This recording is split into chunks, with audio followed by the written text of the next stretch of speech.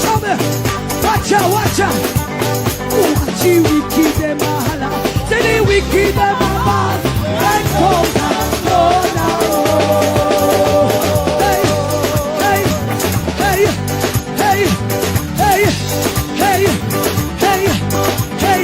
Watch you wicked them mahala. Say the wicked them mahala. And go down.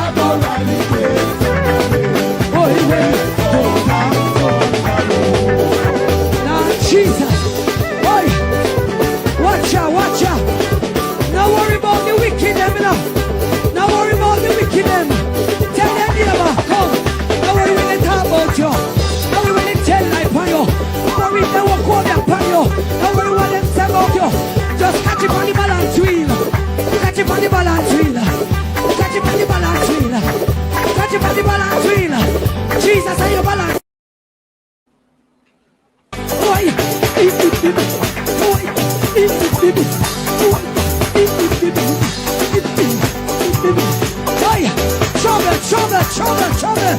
Trouble. Watch out. Watch you wicked them mahala. Say the wicked them mahala. And go down.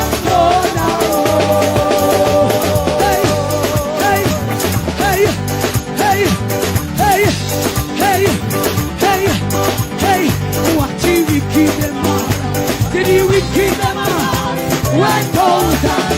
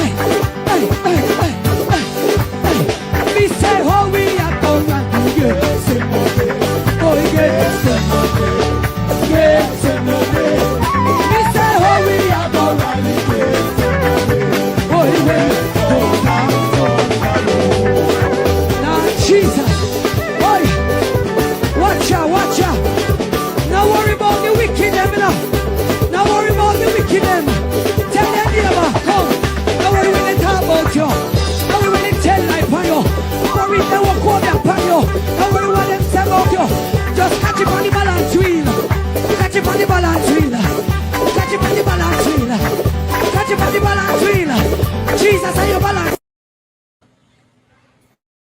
Yo, why you come to me with that foolishness, you know? You elect a prime minister, and is a prime minister run the country. It is time we learn to hold our leaders accountable for their actions and stop making excuses for them. Stop making excuses. Otherwise, go elect the people who really run in the country. And I don't want the right side of the argument. Hold the people you elect accountable and stop making excuses for them. Hello, welcome. Happy Tuesday to everyone. Happy Tuesday to those in television land. Happy Tuesday to our silent supporters. Happy Tuesday to everyone in the chat. Thank you so much for tuning in as usual. Really appreciate each and everyone's continued support. Remember, guys, when you come in, thumbs up the live, share us out if you can. And if you're new to the channel, please show us some support by subscribing. That will be greatly appreciated. I trust everyone. All the mothers had a wonderful Mother's Day on Sunday. So happy belated Mother's Day from Mystic Sensation, and also happy belated Mother's Day to all the fathers who are in the role. Hope you were well celebrated. Tonight's topic is empirical evidence with your host Mystic Sensation, and we should be joined shortly by Melting Pot, Mr. Rattigan, and Daisy from Daisy Magazine. All right, let me just go ahead and quickly welcome everyone in the chat, and a special shout out to all our channel members and also to all the moderators. Beverly, blessings. Macnack, Gareth McCoy, Patel Cruikshank, good to see you're feeling better. Hope you're really feeling better. Carl, Sharon Ricketts, Fourth Jenna Jerome, Rennie Swaby, Laverne, Maxwell Williams, Black Beauty, Kenroy Johnson, Jonathan Johns, Sadie Lynn Gale, Devon Fletcher, Charmaine Splatt, Jasper. Welcome, Rosa. Bless up yourself. Without any delay, I am going to hand over to Baron. All right. Thank you for that, Lady Mystic. And I want to say to the chat, right? Blessings and thank you once again to join Mystic Sensation, right? Live stream. Now, of course, we'll be having Melting Pot shortly. We'll be having Brother Rattigan shortly, and of course we'll be having Daisy Magazine. Right now, Jamaica, tonight is going to be a night where we are going to deep dive into some very serious investigation. We will be also going through, because I have the original audit document as it relates to the audit that done from the Auditor General, right? We are going to show, that situation. And of course, we have the submission as it relates to the situation with PAC, the former CEO. And Jamaica, I want for all of you, right, to make sure you have your coffee, right? All what you need to have. Because tonight, what you are going to hear, right, is going to be, trust me, mind-boggling. Based on the investigation and research that we have done, we are not just saying that the election was stolen. My Jamaican people, we are going to get into the depth and belly of the Pegasus. You are going to be shocked as it relates to the interference of Pegasus. And when we finish tonight, we would like the Prime Minister give us full detail on Pegasus in terms of what we are going to reveal tonight. Tonight is extremely serious. and I want the globe. I want the best critical thinkers. When I'm bringing you through the investigation, we are not accusing. We are not presuming. We have 100% facts that we are going to show tonight. We are talking about high-ranking journalists from some of the biggest international media like BBC, CNN, right? And other investigators speaking as a result of the capability. I want people to listen to me tonight. Of the Pegasus. And what is the Pegasus? Why did Andrew Holness visited Israel? And why Pegasus is in Jamaica? This needs to be explained by the Prime Minister when we finish tonight. And for all investigators, I hope the Commissioner of Police, the Integrity Commission, look into particular what we are going to reveal tonight. But before we get there, of course, let me have Brother Melting Pot meet and greet his people as usual. And as I said, tonight is going to be the show of the century. Now, let me just have Brother Melting Pot meet and greet. Brother Melting Pot. Yes, sir, Lord Byron. Blessing once again. Good night to everyone tuning into the Mystic Sensation Live. You know, if it's Tuesday night, it's Mystic time. You know, it's been a while since I've been here, but all is well. Give thanks for life, you know. Big up my people, I'm in a ground zero as usual, you know. And everybody in the chat room, yeah. Enough respect and enough love. Big up all the 2 Mileites, them and all the people them from within 2 miles surrounding Waltham and all those places. Enough respect, enough love. You know, so I just want to say to the host, enough respect as usual. To the technical director, blessings as usual. And tonight is going to be a fun night, you know. Even though we have topic of real importance, it's going to be fun to know what's, you know, really inside the meat of the matter. Because this Pegasus thing, you know, people, it not really sit right with me personally, you know. Because I go, I just little bit of insight into what took place over the weekend. And you know, I was away from the platform, you know, trying to recuperate and stuff like that from a little bit of illness, you know, nothing consequential. But, you know, Saturday night, I went to my bed and I get a vision. I thought it was a dream, but my brother tell me said a vision. So Sunday we bounce off, you know, and thing I say to Byron, say, boy, Byron, you know, so last night my dream said the whole of Jamaica covered with blue light. But part of the light on the other side is a white, you see, but it's not like the real filament light white from your bulb. It's a crystal white, glistening like a diamond. And Byron I said, hold up, Pat, don't go no further. You know, so me just get a piece of information on the same thing, Pegasus we are talking about. And me I say, no, Byron, it can't be real. And Byron say, yes. So here it is now. We just go do some research and thing and find out some more thing about Pegasus. Pegasus no good and no like the one up Emancipation Park where you go and relax. This Pegasus here, it coming like Brooklocks. I yield back the floor to you, Sir Lord Byron. All right. Thank you for that. Melting Pot. Now,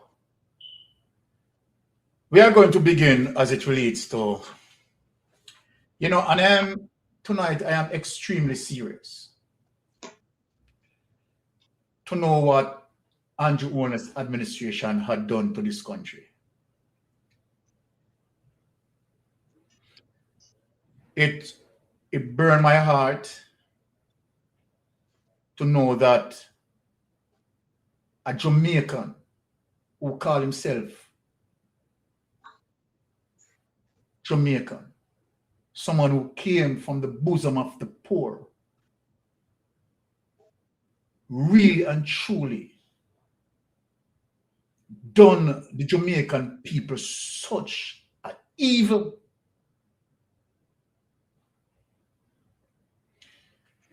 Jamaica tonight is extremely serious.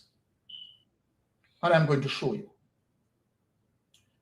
the level of evil that Andrew Holness had done this country. Andrew Holness and Juliet Holness, the level of evil. It's extremely serious. And it is time now for us to stop play politics. The DPP needs to do what needs to be done. The Commissioner of Police needs to do what needs to be done, right? And all the policing agencies need to do what needs to be done. And tonight, we are going to show some things. Now, we are going to begin with, of course, some insight of the PAC. And as I said, I have the original document of the Auditor General report that I am going to reveal. But let us give a little insight of what went on to the in the PAC. And I see where, again, as it relates to Eli Clark, trying to cover up JLP wrongdoing. It cannot be covered. We have the PAC and the PAC, and we are going to expose everything. And so no matter what you do, you cannot suppress what is coming out. Now let us play that. Mr. Chai-Chung, on page 3 of your submission, paragraph 3, you indicated that the minister reappointed the previous acting CEO. Are you standing by that wording as it relates to your submission, sir? It is my understanding that the minister had a meeting. What is it? Mr. Chairman, what we doing inside? A question has been asked. Mr. Chaicho has the right to answer the question. He has given a submission, and questions are being asked based on his submission. Read it. You'll get an opportunity when you're finished to ask any question you want. But he has a right to answer the question. Go ahead, Mr. Chaicho. Sorry, Mr. Chaicho, you're responding. All right.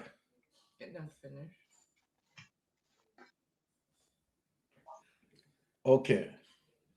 Let us take that away because we just want to give, right, bits and pieces. Mr. Chai-Chung, on page 3 of your sub. All right.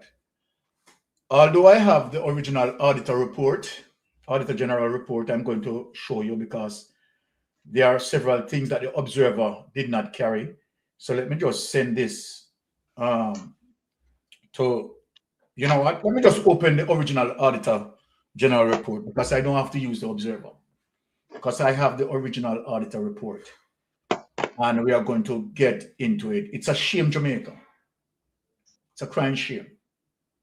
So let me just get into the Auditor General report. Is she on it? Okay, let me just expand this for you all. Right? As I said, we have the original document here. You okay? Oh, now here it is. Audit at a glance, Hurricane Melissa Relief Initiative. Unspent Hurricane Burial Funds. Now, here it is, 1.38 million Jamaican dollars and 102,000 remain idle from hurricane burial. No advisory issued of the MOFPS for estimates inclusion. Funds carried forward without expenditure plan. And for those who don't know what MOFPS is, Minister of Finance. Right? And the MOF is the Minister of Finance. Right? Now, this, Jamaica, is to show you how serious it is as it relates to the high level of criminality of this government. The high level of criminality of this government. Now, low utilization of Hurricane Melissa funds. Total of 1.44 billion cash donation received. Only 1.8% of funds utilized as at February 2026.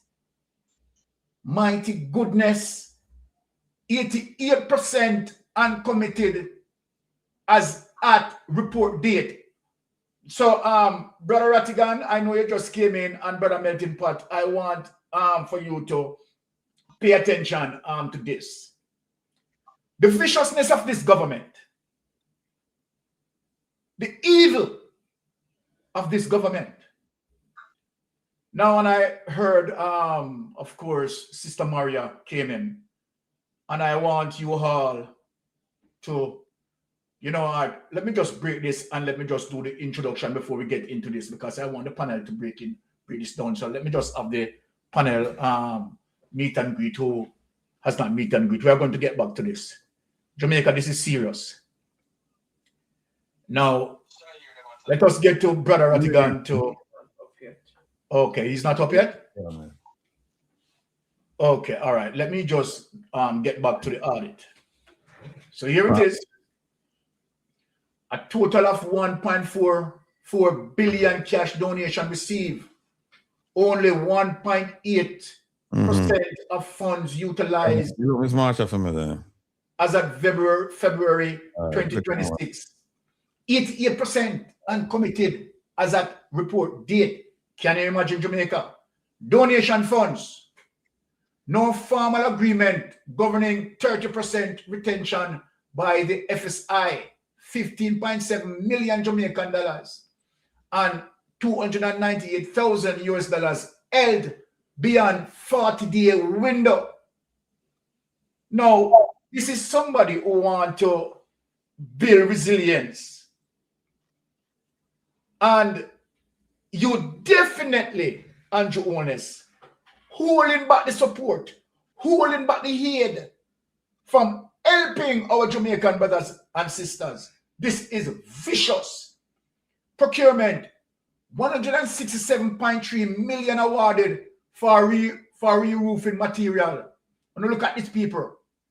34 million in deliveries lack signed goods received notes. Listen to that. Roof restoration, no documented beneficiary verification framework. No completion reporting submitted to ADPEM. Mighty goodness. Oversight gaps identified across recovery activities. DRM compliance. No designated account of the NDF. Statement of accounts and annual reports not prepared for the NDF. This is crazy, Jamaica. Now, look at this. Key financial figures. Total Hurricane Melissa donation received. Here it is, 1.44 billion cash donation from all sources. Amount expended as at February 23, 2026. Right? 26.2 million, 1.8%. Roof material only. Unspent hurricane burial balance, 138 million, 101 thousand US dollars carried forward pre-Melissa. Look at that. Total procurement commitment, re-roofing, 167, right, 0.3 million. 3 procurement rounds. National Disaster Fund balance as at February 23, 2026. Right? 163 million bank, 293 million investment as of February. Investments. Now, this is crazy. Take this away. Now, take this away. Now, Jamaica, we are going to get into the... Let me just have Brother Rattigan meet and greet, and then is Daisy up? It doesn't seem like. No, Daisy isn't there. Oh, Daisy isn't there. Okay, Brother Ratti, can you meet and greet? Yes. Good evening, everyone. Melting Pot, big up yourself. Lady Anne Marie, Lord Byron, and all of you wonderful people who have chosen to be with us here tonight. It's a blessing. Looking forward to the conversation.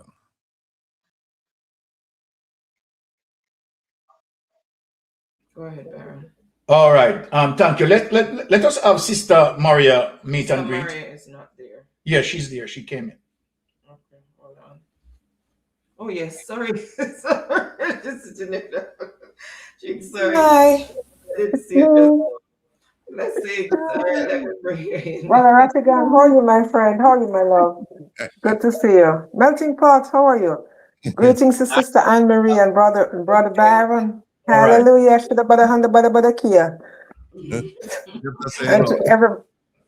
everybody in the chat, a blessed Tuesday evening. And we're just praying and moving on, we're just moving through. Okay, all right. Now, since we have that, let me just go to Jamaica Observer as well, right, and share what Jamaica Observer, right, is saying as it relates to the Auditor General report, because we had just shown that as well, right? The viciousness of this administration, right? I mean, I don't know if I'm going to call it gross incompetence. I think the actions are deliberate, right? They set out on a mission to pilfer, right, and suffer the Jamaican people. Now, here it is, right? May 12, today, audit raises questions about ADPEM management of disaster relief. This is just crazy. This is just crazy. Right? Let me just play the audio so we can listen. If you're not hearing, let us know. Are you hearing the audit about ADPEM's management of disaster relief? Yeah. Are you hearing the by audit? Jamaica Observer Team. Yes. Yeah, I'm hearing the audit. Loud and clear, everybody. Loud and clear, everybody. I want to know if everyone. Loud and clear. Persons in the chat, are they hearing the audit? Are they hearing the sound? Are you guys hearing the sound? Tell me, we want to make sure everyone is here. Yes, it's okay, Sir Byron. Some follow the noise. Bloomberg follows the money. Because behind every headline is a bottom line. Whether it's the funds fueling AI or crypto's $1 trillion. You know what, read it. Okay, let me just read it. Because it comes with some commercial as well. So let me read it. Kingston, Jamaica, the Auditor General's Department has flagged the Office of Disaster Preparedness and Energy Management, ADPEM, over its financial management of donated and national disaster funds and the implementation of the restoration of owner or occupant family shelters roof program. According to the audit report, which was tabled in Parliament on Tuesday, weaknesses were found in ADPEM financial management, governance and program accountability.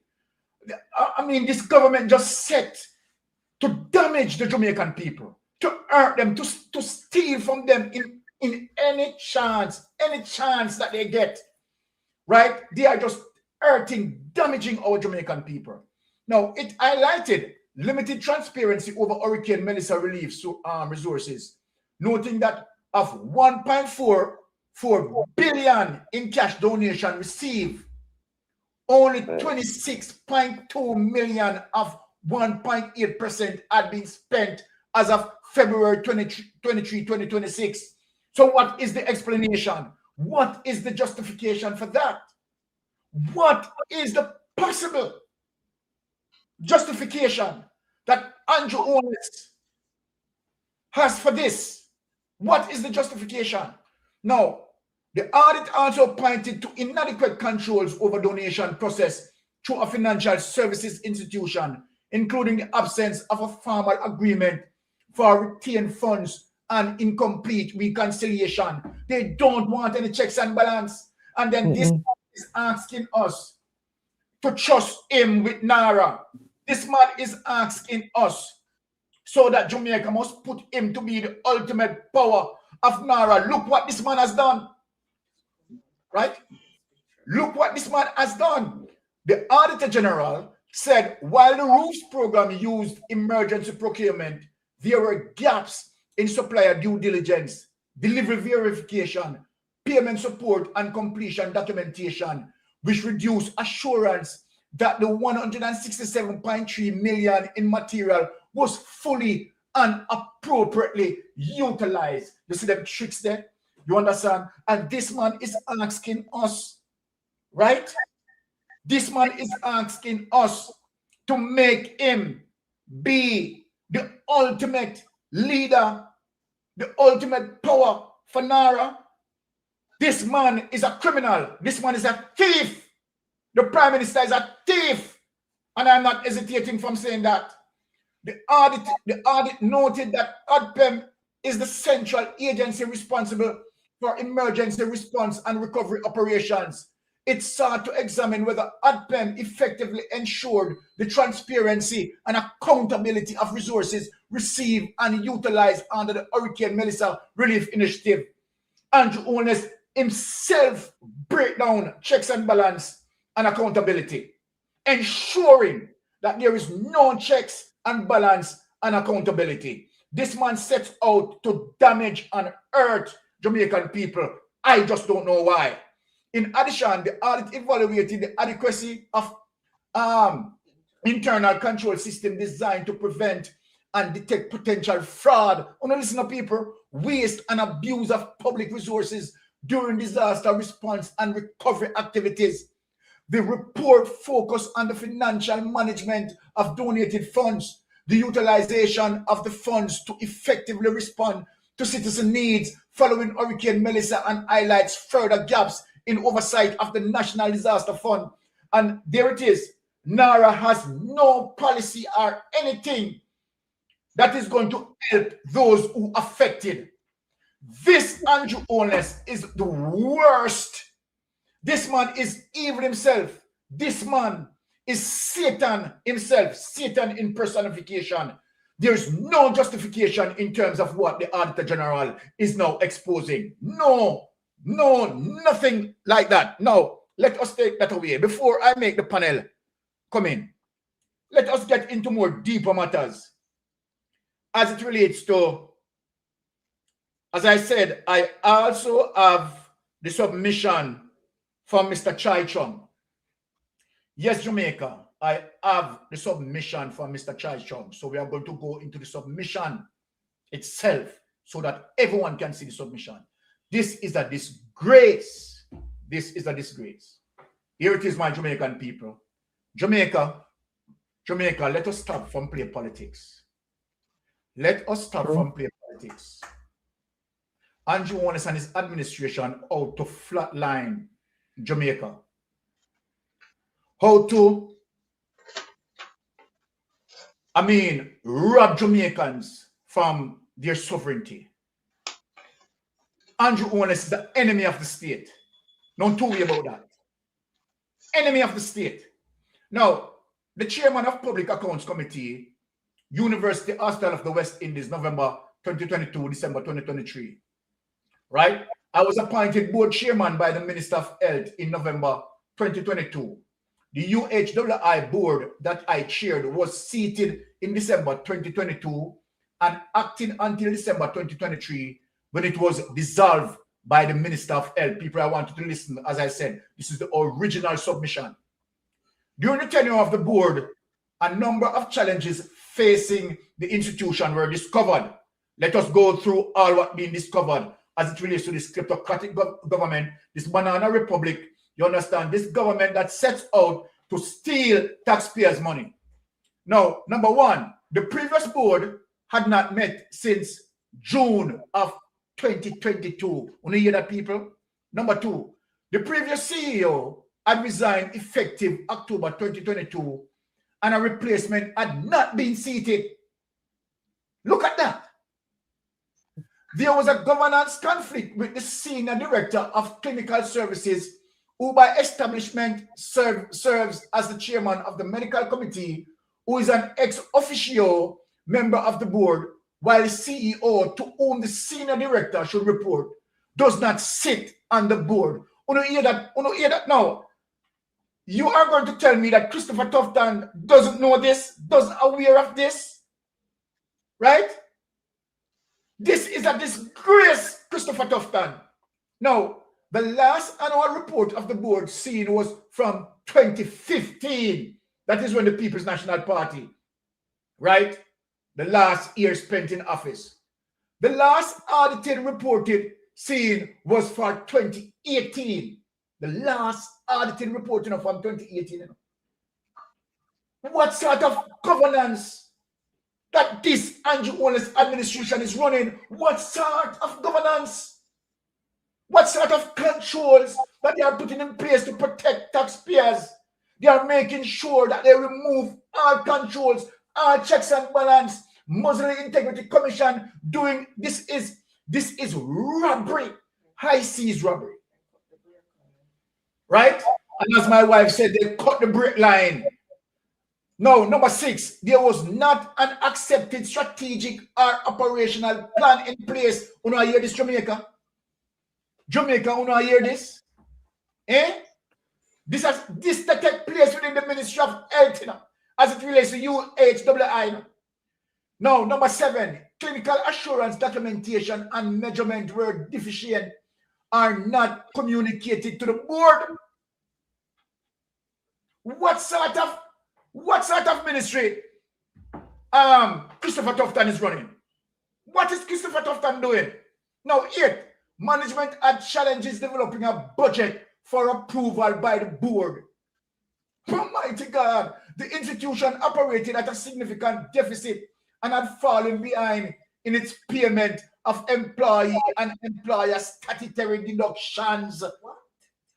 Now we can read about this over. Brother Rattigan, Melting Pot, Sister Daisy, are you hearing this? Jamaica. Yeah. Is this real? No, the institution operated at a significant deficit and had fallen behind in its payment of employee and employer statutory deductions. So they are taking employee statutory deductions and they are not paying it over. And that is one of the reasons why also that Big Mama owe $1.5 billion. Right? No, this is serious. Number 10, operational and financial procedures and controls were not being observed consistently. Oh, mighty goodness.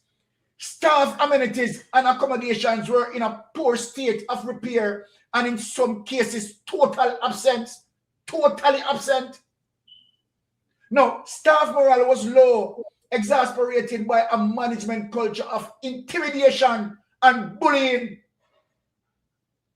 We hear that what the director name, Carlos, you understand, if the staff from intimidate the staff and bullying, now well the CEO is now admitting to that. The patient management system was essential manual with the hostile information management system and implemented several years after being contracted. People who not hear this. So Christopher Tufton, under your watch, you did not know none of this. You did not, as a minister of finance, as a minister of health, may I talk about finance, as a minister of health, all of this, you have no awareness, sir. And where you manage the ministry cannot give an account for over $800 billion. And as it relates to UHWI, what is going on?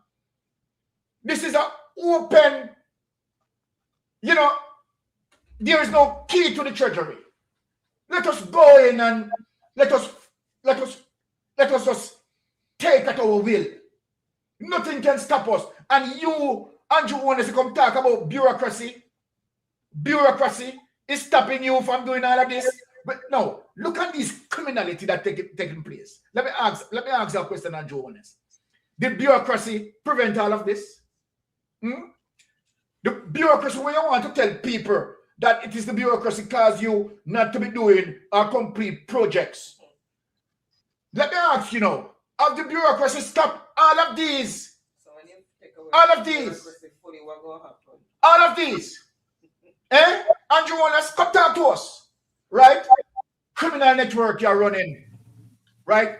Criminal network. And it is very serious. It is time now that the auditor, that the DPP look on this. You are going to tell me that the DPP is not seeing this report. The Commissioner of Police is not seeing this report. The respective policing agencies not seeing this report, and they what? Because they're well paid. They're well paid. They are not going to see anything of this. They are going to let this flat line. Andrew Holness should be investigated. Christopher Tufton should be investigated. They need to be investigated. This is serious. Now, the greatest governance and management, the greatest imperative of the board was to appoint a permanent CEO. The board served that many of the problems identified were endemic. Corrective actions had been identified, but little was being done by management to implement the actions recommended. On a listen, panel, on a listen to this. Planning and budgeting skills were weak, with the department responsible for these activities under-resourced. Mighty God. Then Christopher Tufton said, he spend the most money knocking chest on campaign and go out there from several campaign and said the previous administration, which was the PNP administration, spent $64 billion on the LK budget. But him, Christopher Tufton, increased the budget, right? By how much? By over 300% and spend $147 billion on the healthcare. And look at this. Let me read it to you, Christopher Tufton. Are you listening to this, Christopher Tufton? The board observed that many of the problems identified were endemic. Correction actions had been identified, but little was being done by management to implement the actions recommended. Mighty goodness. They wanted it to happen, my Jamaican people, Andrew Holness, right, Christopher Tufton, and all of them. They wanted this to happen so that they can rob, they can loot, right, they can pilfer. No, planning and budgeting skills were weak, with the departments responsible for these activities under-resourced. Staff morale was generally low. The board decided that the UHII needed a leader who could change the course of the institution. The board believed that there were talented staff members, but there was a historical lack of focus on administrative professionalism at the end, because this administration don't want professional people there, right? They don't want the technocrats to do their jobs. They're putting their people in place. Now listen to what is going on here now. Capable of maximizing the potential of the available HR and achieving best utilization of the existing physical resource. The board believed that this process of change would require a term of 3 years to effectively institute. Jamaican people want to listen to this. Stop playing politics. Stop playing the politics. This is affecting JLP. It is affecting PNP. It is affecting EVP. It is time now that we stop from taking the PR. You understand, from Christopher Tufton. Stop from taking the PR from Andrew Holness. Stop from take the abuse of this government. Now, on the advice of the PS of the MOH, the chair appointed an acting CEO for a period of 6 months, effective November 2022. This appointment was ratified by the board in December 2022 meeting. During this period, the board agreed to initiate the search for a permanent CEO. In its January 2023 meeting, right, the BOM approved contracting of an HR professional to conduct the CEO search. The contracting HR professional made recommendation on remuneration levels required to attract an experienced transformational leader for a period of 3 years. The suggested level exceeded Government of Jamaica guidelines for the CEO of the UHII. Consequently, the HR subcommittee of the board sought and received Government of Jamaica, right, Minister of Finance permission to seek private sector funding to augment the salary package to the expected level. The board solicited and raised the required funding from private sector companies. These companies duly made and signed contractual commitment to support for 3 years. The HR consultant conducted an international search that received over 90 applicants from as far away as Australia and Scotland. 6 candidates were shortlisted for a final interview, and then acting CEO was added to the shortlist to make 7 interviewees in total. During the process of the search of the acting CEO appointment was renewed by the board of further 6 months to be effective until November 2023. The interview panel selected from the board and guided by the HR professional conducted interviews remotely, and single candidate from overseas was unanimously selected. The selected candidate was invited to the country for final due diligence and for signing of a contract of employment. The candidate met with the major stakeholders and the majority of the hostile senior management. The feedback from the board and management team was very positive. The preferred candidate did not sign the contract during the visit. The candidate wanted assurances from the board that the governance conflict with the senior director of clinical services would be resolved at the time of appointment. Without that situation being resolved, the candidate did not believe they would be able to effectively carry out their mandate. Now listen, people. In November 2023, the extended period of the acting CEO was about to expire. The board received advice from the UHWI HR and UHWI Legal that if it further extended the acting appointment, the board could be challenged by the acting CEO to make the appointment permanent.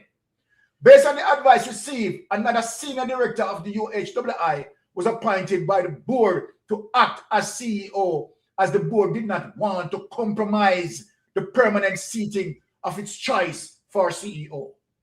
The day after the board announced the appointment of the new acting CEO, the Minister of Health overturned the board decision. Oh, now listen, this is what Christopher Tufton done.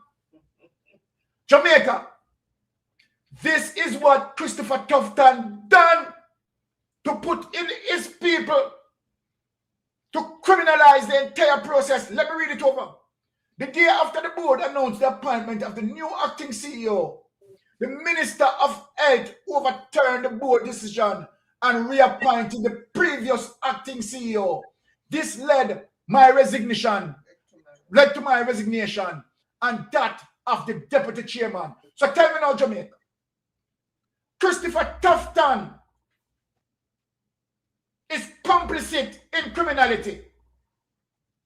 Christopher Tufton is ensuring that there is no top technocrats who have the experience, the capacity to do the job.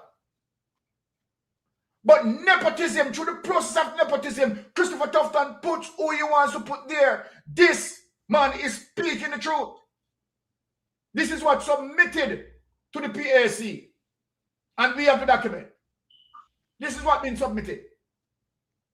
And so then, how is it that Christopher Tufton, instead of making sure that the gaps for corruption close or tighten or eliminated, Christopher Tufton is ensuring that he's widening the gap for corruption. Mighty God.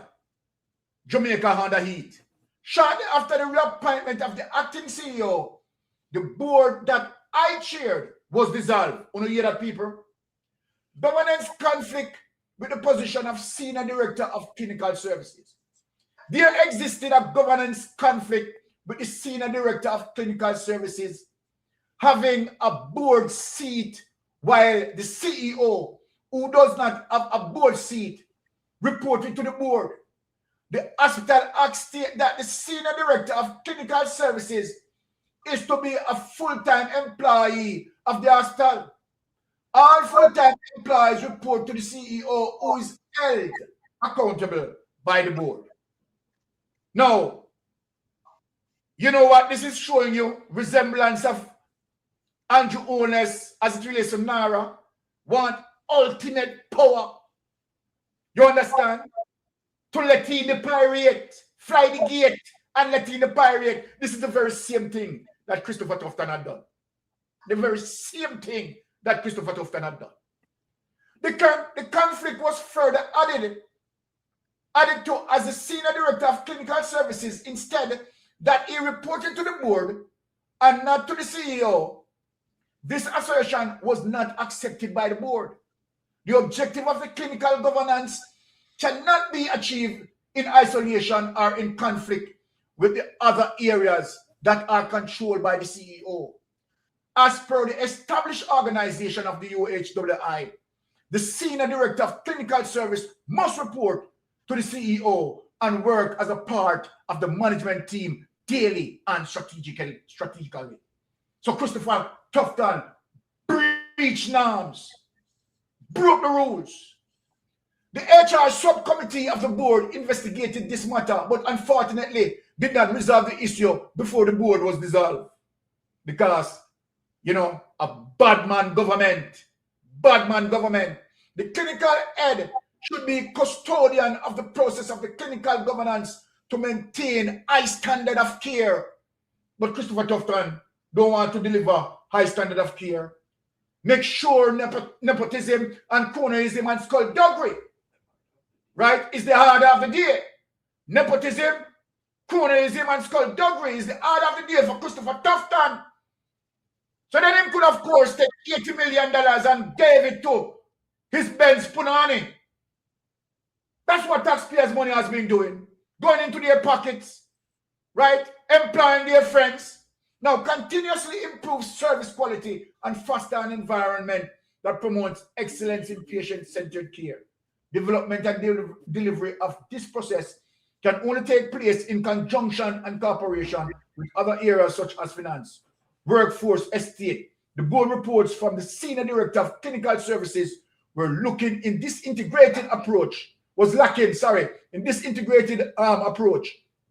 to provide validated information and data to enable the board to have adequate oversight and management of clinical risk. Prioritization and monitoring of clinical risk was hampered, exposing the board to undue risk.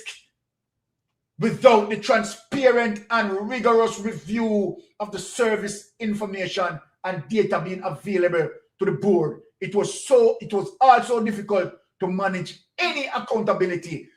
Andrew Holness administration, Christopher Tufton ensuring that checks and balance, accountability, right, lacking. They are criminals, my people. They are criminals. No, audit and risk issues.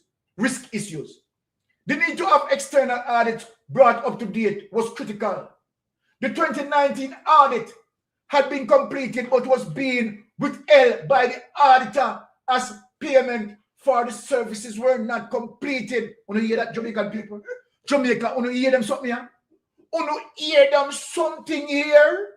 Management was instructed to make the necessary funding available and if necessary seek assistance from the Minister of Health to complete payment. Payment was made in June 2023. Look at that, Jamaica. Look at that, what Christopher Tufton is doing to us and Andrew Holness is doing to us. Look at what? 4 years later.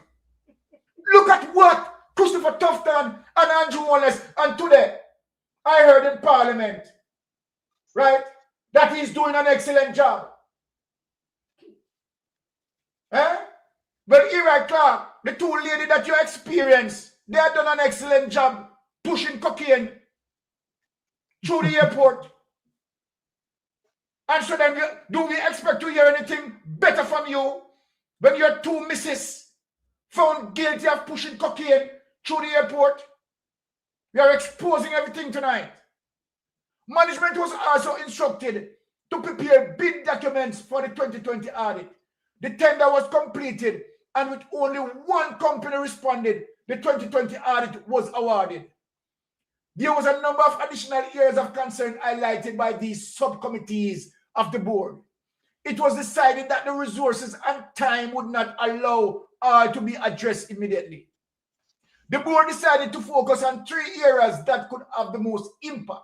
Initially, these were inventory management, particularly drugs, payroll and procurement accounts payable, billings, assessment and collection was later substituted for the inventory management. The need for further detailed external independent review of these areas was necessary to identify possible weakness, loss if any, and make recommendations for policy or procedural changes. Christopher Tufton do everything to avoid it. Billings, collections, and assessment. Listen now, people, the Astad budget is funded 70% of government of Jamaica, 10% from territories, and 20% patient fees. Patient fees revenue have a major area of weaknesses for several years. Listen, people.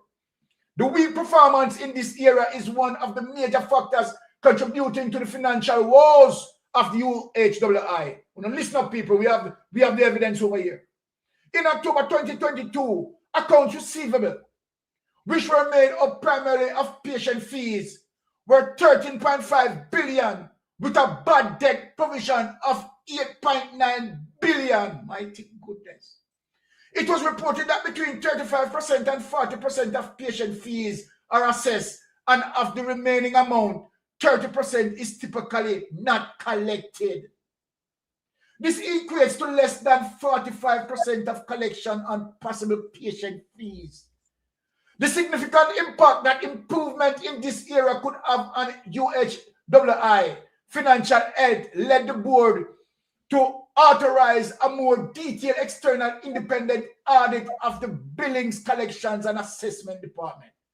Further fees had not been raised for several years, and in some cases the fee did not even cover the cost of the service. As an example, boarding fees were $2,500 per day, while estimated directed costs that included meals were $6,200 per day. In comparison, private hospital fees at the time ranged from $13,000 to $19,000 daily. The board and management reviewed the existing patient fee structure and made representation to the minister to approve an increase in fees. Now let us just go to contract and procurement, and then we go to the board. In reviewing the minister, contracts and procurement, in reviewing the minutes of the June 22 board meeting, which was the last board meeting prior to my board's appointment, it was noted there were 31 divested services with various contractors. The scopes of work for most of these services were outdated, and the fees currently being paid did not reflect the current reality. As such, the figure approved in the budget would not allow the Astal to go to tender for our 31 services on the year at Jamaica. And yet, in Parliament today, here I Clark, making it look like Christopher Tufton, right, is doing a wonderful job. What a piece of nastiness is he. There were a number of buildings and the property that were unoccupied in a state of disrepair, were occupied but not rent being paid, or the rent contract was out of date. Along with the issues with divested services, the board had concern with management planning capacity. During the tenure of my board, there was no approved strategic plan, no operational plan, and budgets excluding the cost of acquisition of some major capital items. Other discoveries that caused the board concern included no approved procurement plan. People want to listen. No approved procurement plan being made available to the board for review. Insufficient inventory data to support procurement requests being sent to the procurement committee. Many contracts for work issued as emergency procurement, right? Contract splitting practice. That is what they do when they want to steal the money. Split the contract. You understand? So that it not being detected. Peer criminality. Peer criminality. Lack of clarity in UHWI. Right? Contractual relationship in a manner of areas, in many areas. in a number of areas. The board had concerned that there were compliance issues with government of Jamaica, Minister of Finance, procurement procedures. It authorized contracting of external independent audit of this procurement. Let me just take this and go to the board. Mighty goodness. And here it is that Andrew Holness, right, and the Jamaica Labour Party want Jamaican people, right, to have him being the ultimate power of NARA. Sister Maria, let me begin with you tonight. Based on what we have seen here, the evidence that is coming out. I don't remember which, I don't know who said, I think it was Marcus Garvey who said that Jamaicans won't know themselves until their backs are against the wall. You know, it is hard to listen to all of this that's happening. You know, this is coming out now on the backs of just having an election a few months ago, September 3rd last year.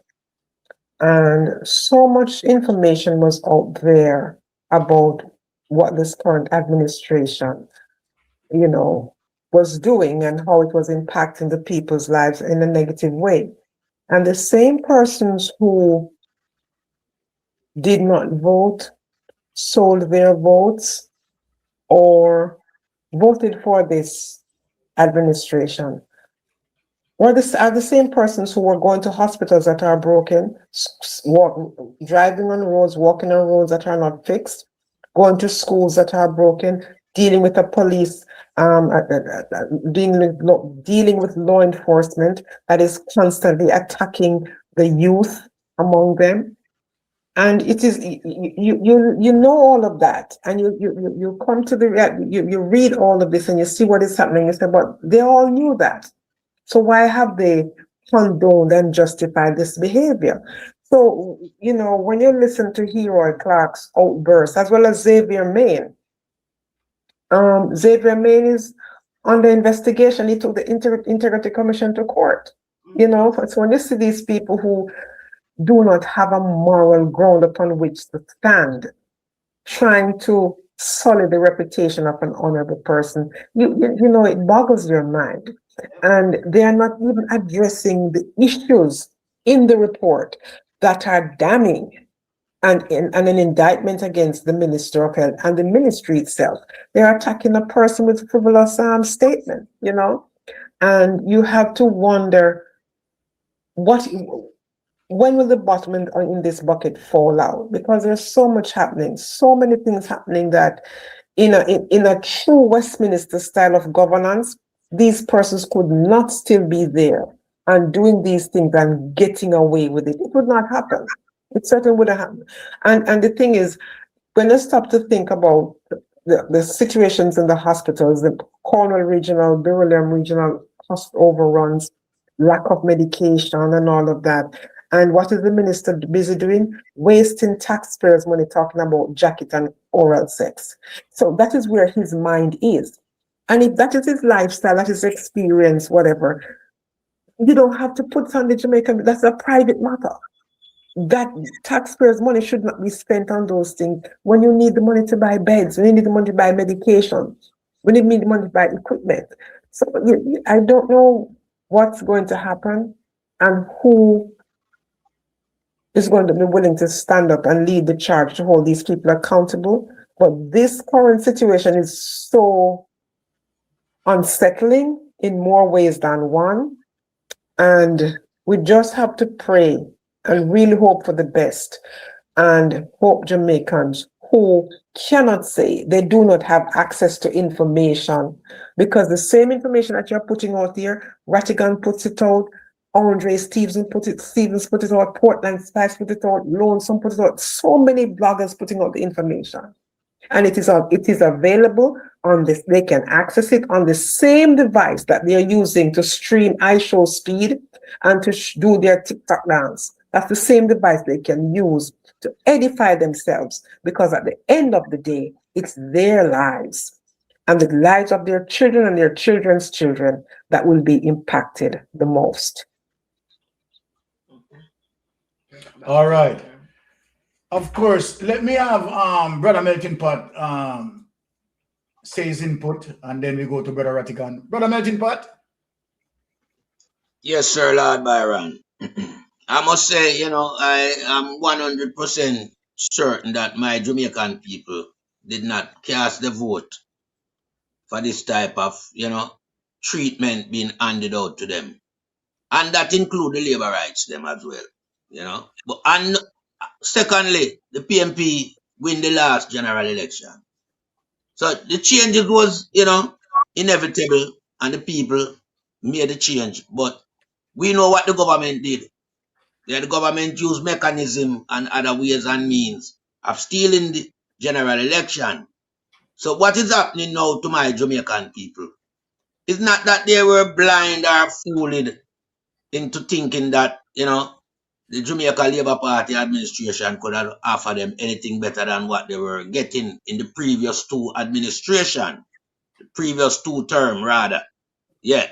So we are looking at a system that's been created by some mafias running Jamaica. CEO of the gang, Andrew Holness. Yeah. And you have players like Tough Tongue, Darrell Vaz, and Minister of Tourism Edmund Bartlett. You have Floyd Green from Agriculture. And the list goes on and on. Several of them high profile people within the cabinet of the Jamaica Labour Party. They form a core group of scammers and mafias in the country. Now we have seen where several ministries have been, you know, found in breach of procurement. And so we have to look at the cabinet secretary, Arja Suel, because she control all these people, you know. Yeah. All the permanent secretary, she control them. You understand? And we have seen where several ministries have fallen down on their face, where there's no accountability, no auditing can be done because there are wide gaps within submission, yeah, as it relates to procurement guideline. You understand? So nothing is traceable. They deliberately created that space within all the ministry. So it becomes very tedious to audit. But let's look at one aspect as well as it relates to auditing. Auditing was done in 2019. But, you know, the government could not pay for it. It was paid for 4 years later. But then Tough Town come and tell we so them spend the most money. Them increase it from 64 to 147 billion Jamaican dollars. But yet still you can't pay for auditing. Take a 4 years before you can pay. They deliberately did that because they wanted to slow down that process.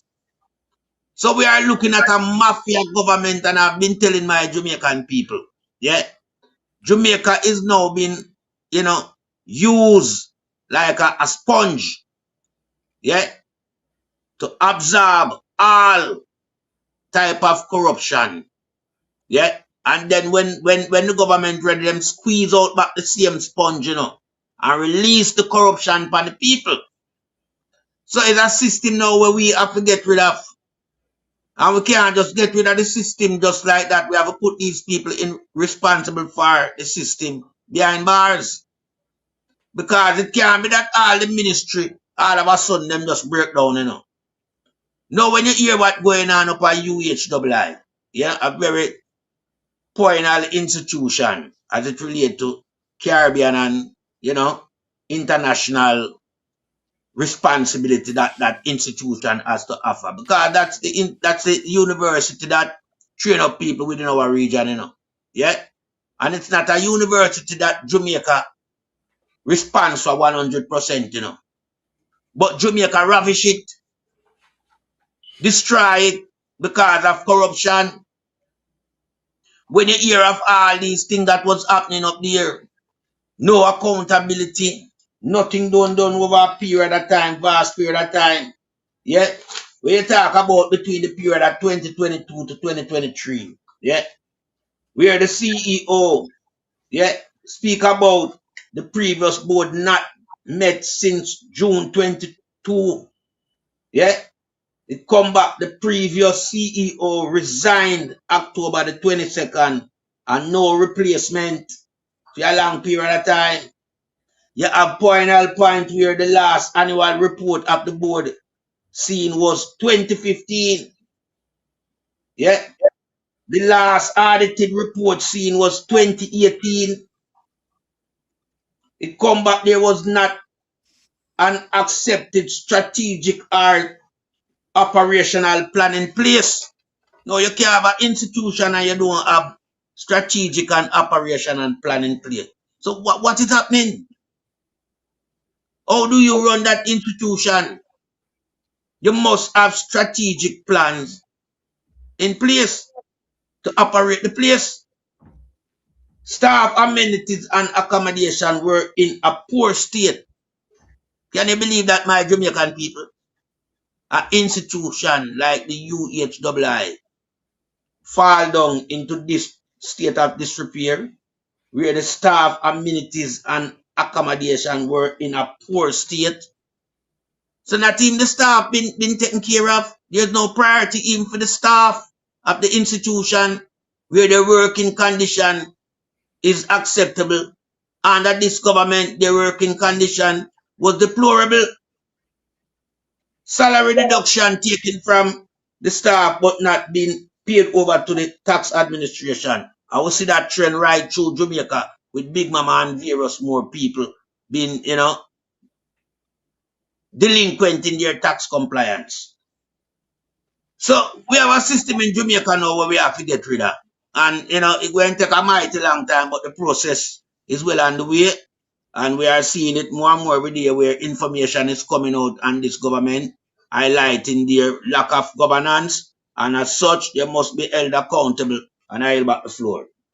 All right. Let me have Brother Ratty, right, speak on this situation. It's crazy, Brother Ratty, as it relates to what is coming out, right? I mean, unbelievable. But go ahead. Lend us your input, Brother Ratty.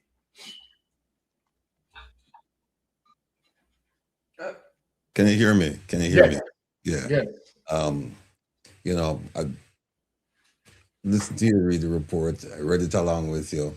I listened to Sister Marie, listened to Melting Pot, listened to you. And for some strange reason, I'm saying to myself, why am I not surprised? Exactly. Why am I not surprised? But I don't say that at the expense of being numb to everything while going on.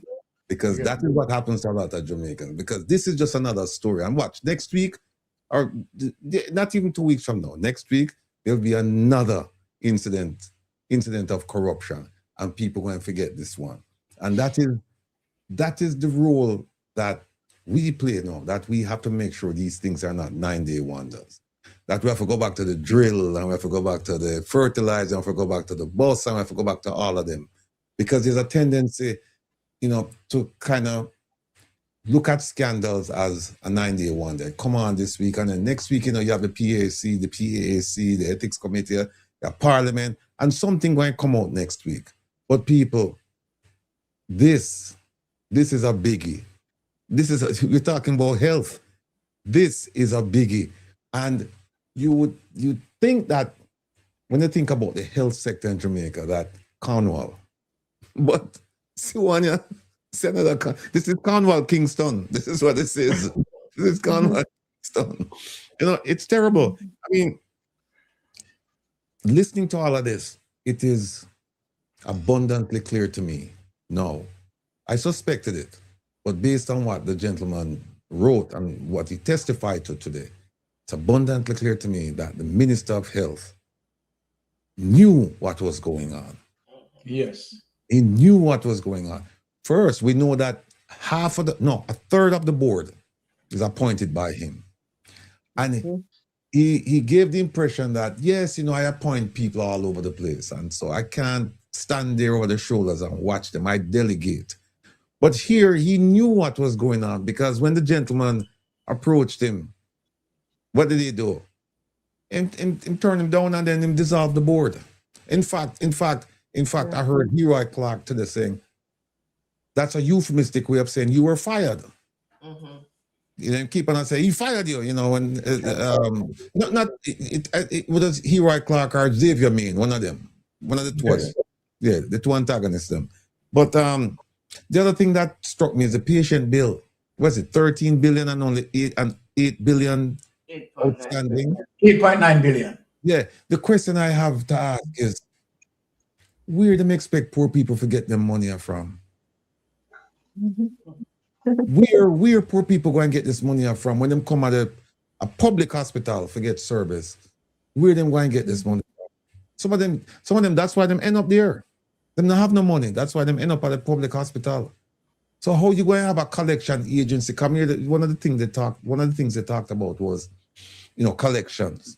How you collect this? How you collect this?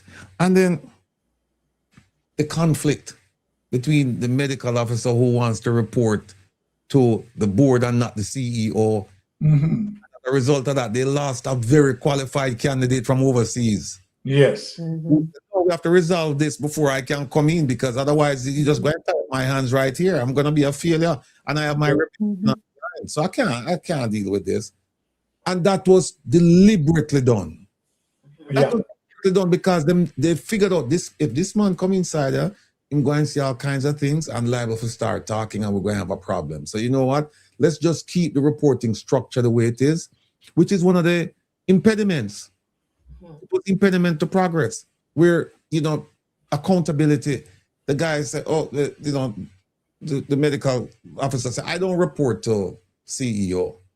You know, I report to the board. And I think he's on the board as well, but the CEO is not on the board. So you can see all kinds of problems right there. Exactly.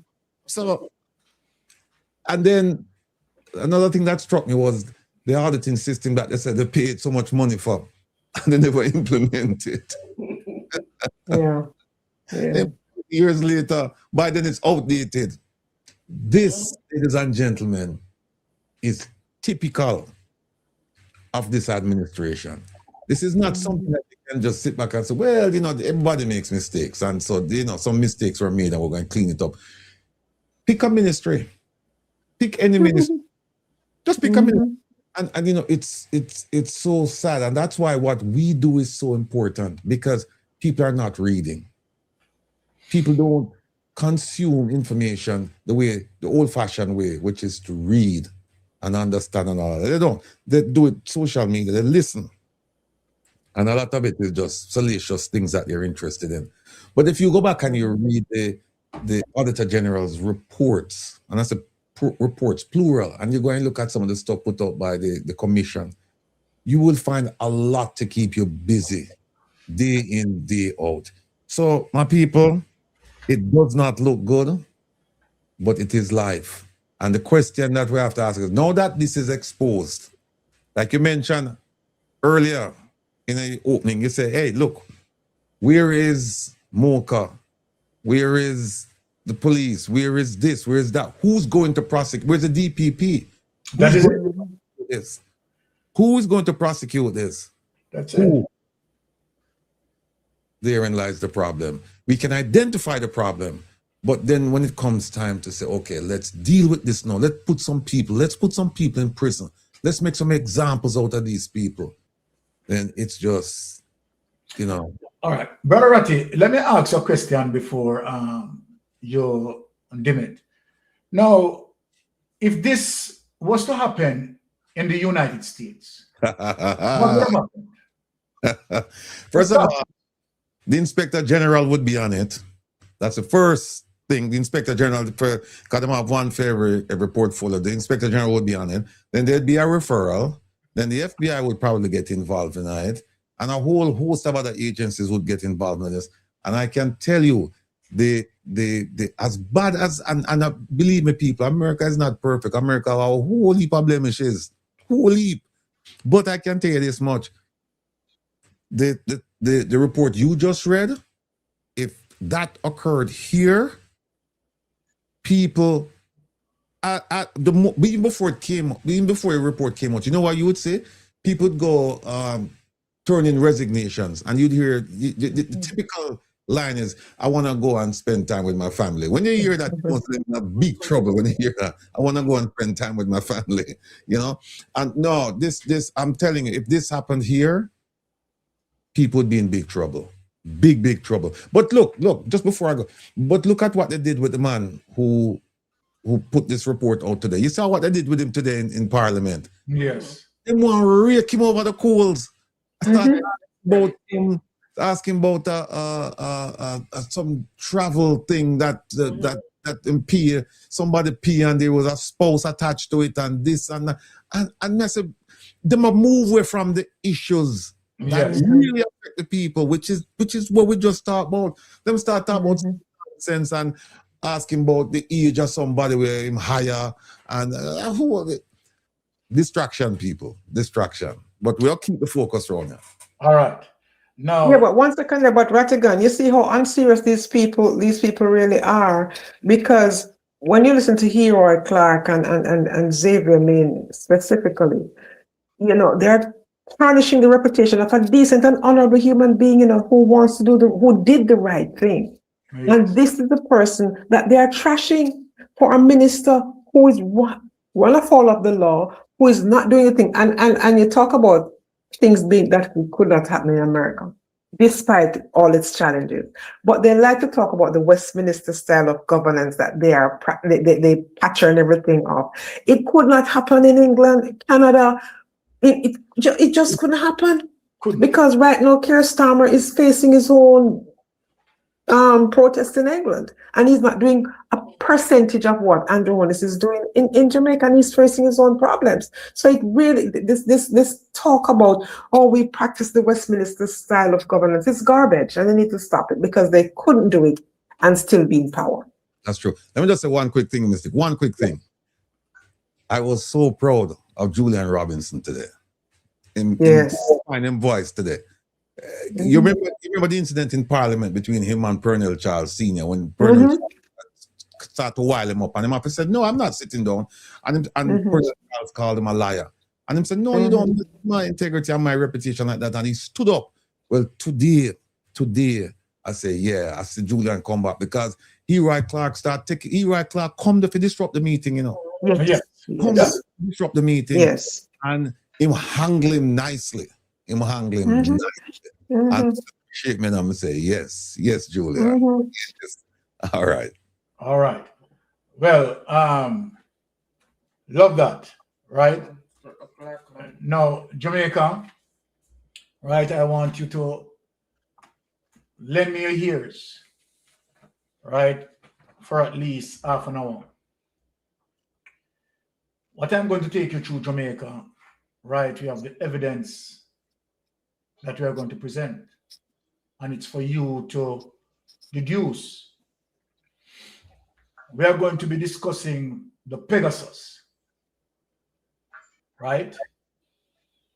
And as it relates to what is the purpose, the true purpose of the Pegasus in Jamaica.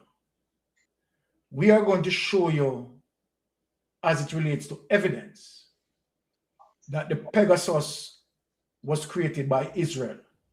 We have that data to show you.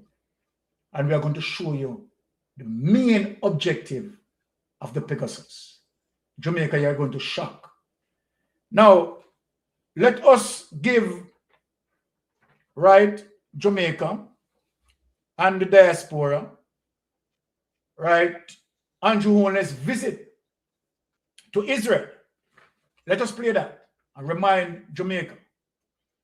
Let us play this. Look where we are going, Jamaica.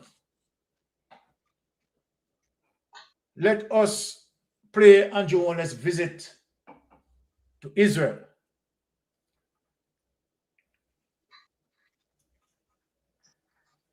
Andrew Holness wishes came true.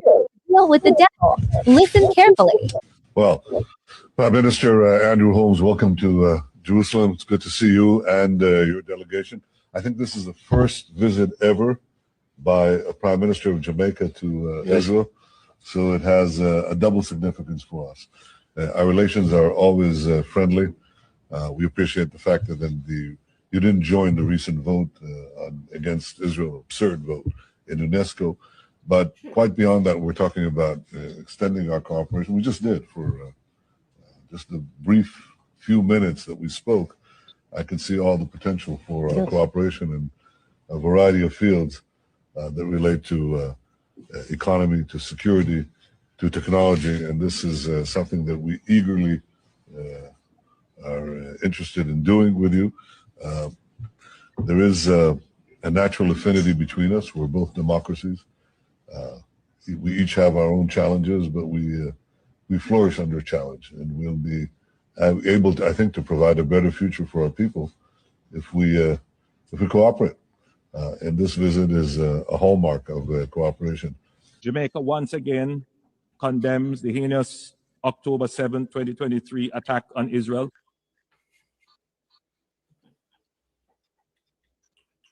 All right. Welcome to Owen Allen Media. Andrew Holness, Cell. Let us take that away. Now, I'm getting a feedback here. I want Jamaica to listen. Look on what I'm doing. Now, we have heard that Israel agents are here in Jamaica to train some of our police officers. My Jamaican people, that is a pretext being used. And I'm going to mash up that pretext right now. Because I'm going to show you that you have other agency outside training Jamaica police. And so then the Israel so-called training our police officers is a pretext. But let me just go to that evidence and show you. Let us go to the evidence.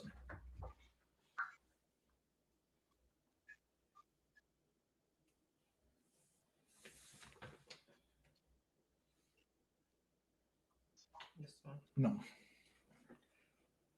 TV. Okay. This is what the next on the thing. Okay. Let us look at that.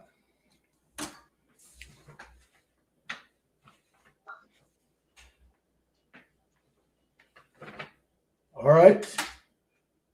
So we want to put it out and show that, okay, you have other entity that is training our police, not Israel yet.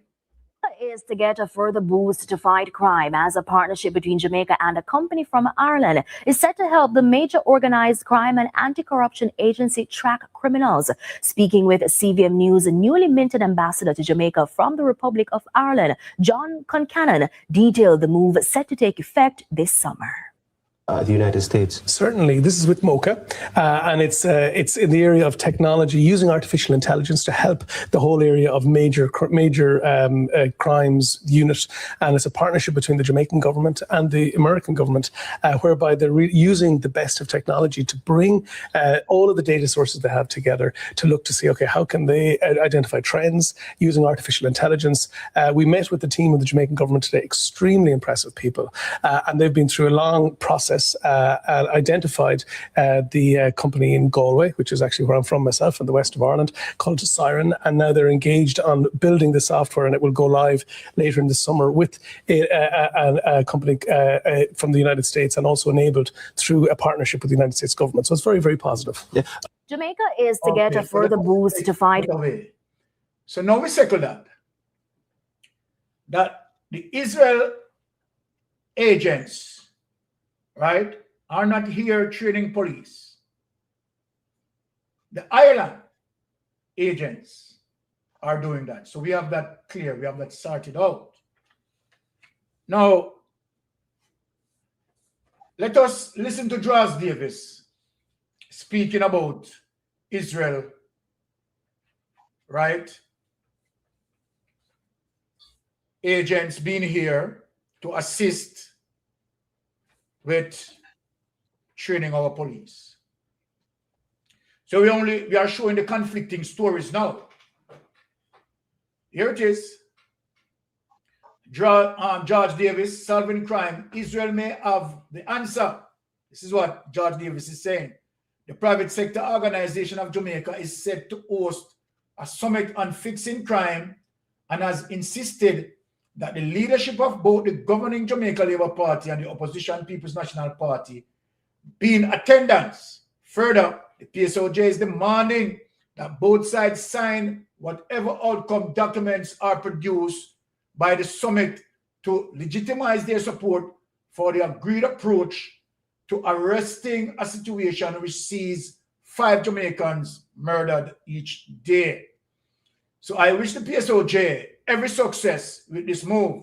And though I am soothsayer by rational means only, I can tell them that no new ideas will come from this gathering of minds. None of our leaders or the parties that follow them of any new approach or fix for crime. All that they believe can be done to neutralize the problem has already been spoken about ad nauseum and implemented in some form of the other.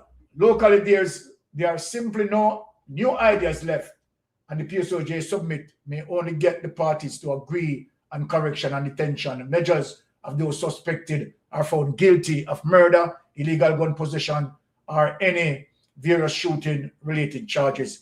Take that away. Now, where am I going, Jamaica? Now, we know very well, I want the panel to listen to me now. The Pegasus spyware is in Jamaica. The Pegasus spyware is in Jamaica. The Pegasus spyware has been used by the Jamaica Labour Party. I am going to show you the capability of the Pegasus spyware. I want you to stay with me tonight. Let us go to Wikipedia, right?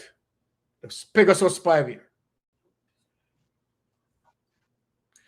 We're going to show you that this Pegasus spyware was created by Israel.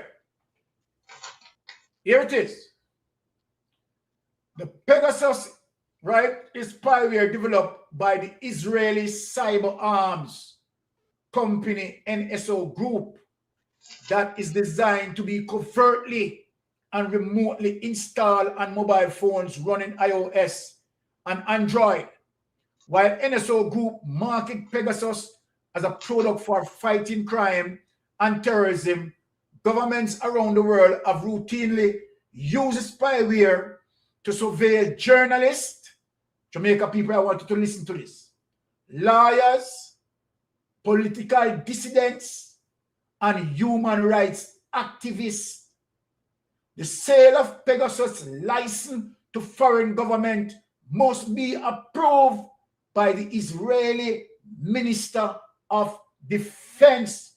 Let me read back that over. I want to read back that over. The Pegasus is a spyware developed by the Israeli cyber arms company NSA Group that is designed to be covertly and remotely installed on mobile phones running iOS and Android. While NSO Group market Pegasus as a product for fighting crime and terrorism, governments around the world have routinely used the spyware to surveil journalists, lawyers, political dissidents, and human rights activists. The sale of Pegasus license to foreign governments, as it relates to what Andrew Holness have, must be approved by the Israeli Minister of Defense. Right? As of September 23, Pegasus operators were able to remotely install the spyware on iOS version through 16.6 using a zero-click exploit. While the capabilities of Pegasus may vary over time due to software updates, Pegasus is generally capable of reading text messages, call snooping, collecting passwords. Jamaica, I want you to listen to this. Location tracking, assessing the target device, microphone, and camera, and harvesting information from apps. The spyware is named after Pegasus, the winged horse of Greek mythology. Cyber watchdog Citizen Lab and Lookout Security published the first public technical analysis of the Pegasus in August 2016, after they captured the spyware in a failed attempt to spy on the iPhone of human rights activist Ahmed Massoura.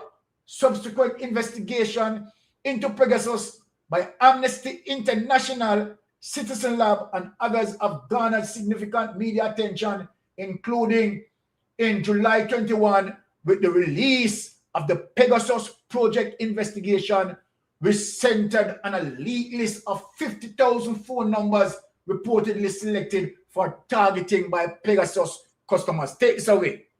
Jamaica, where am I going?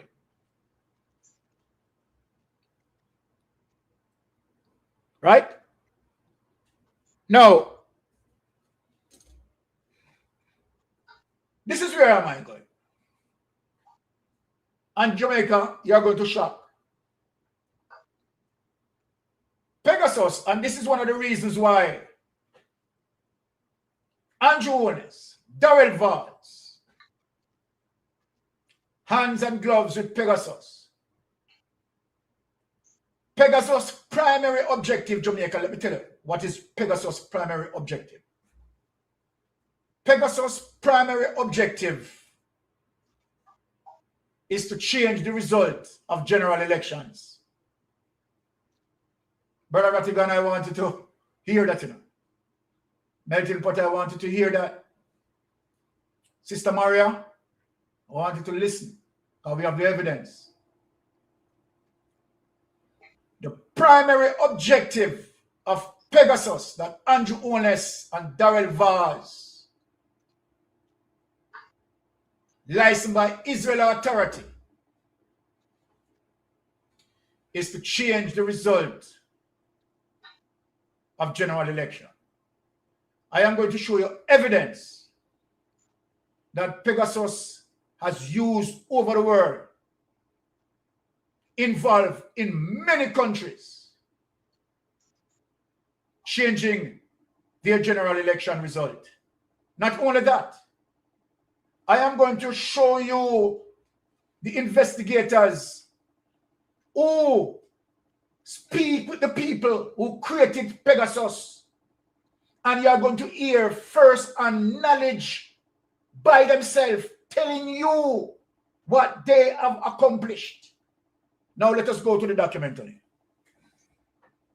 Israeli firm boasted of meddling in more than 30 elections. Boasted.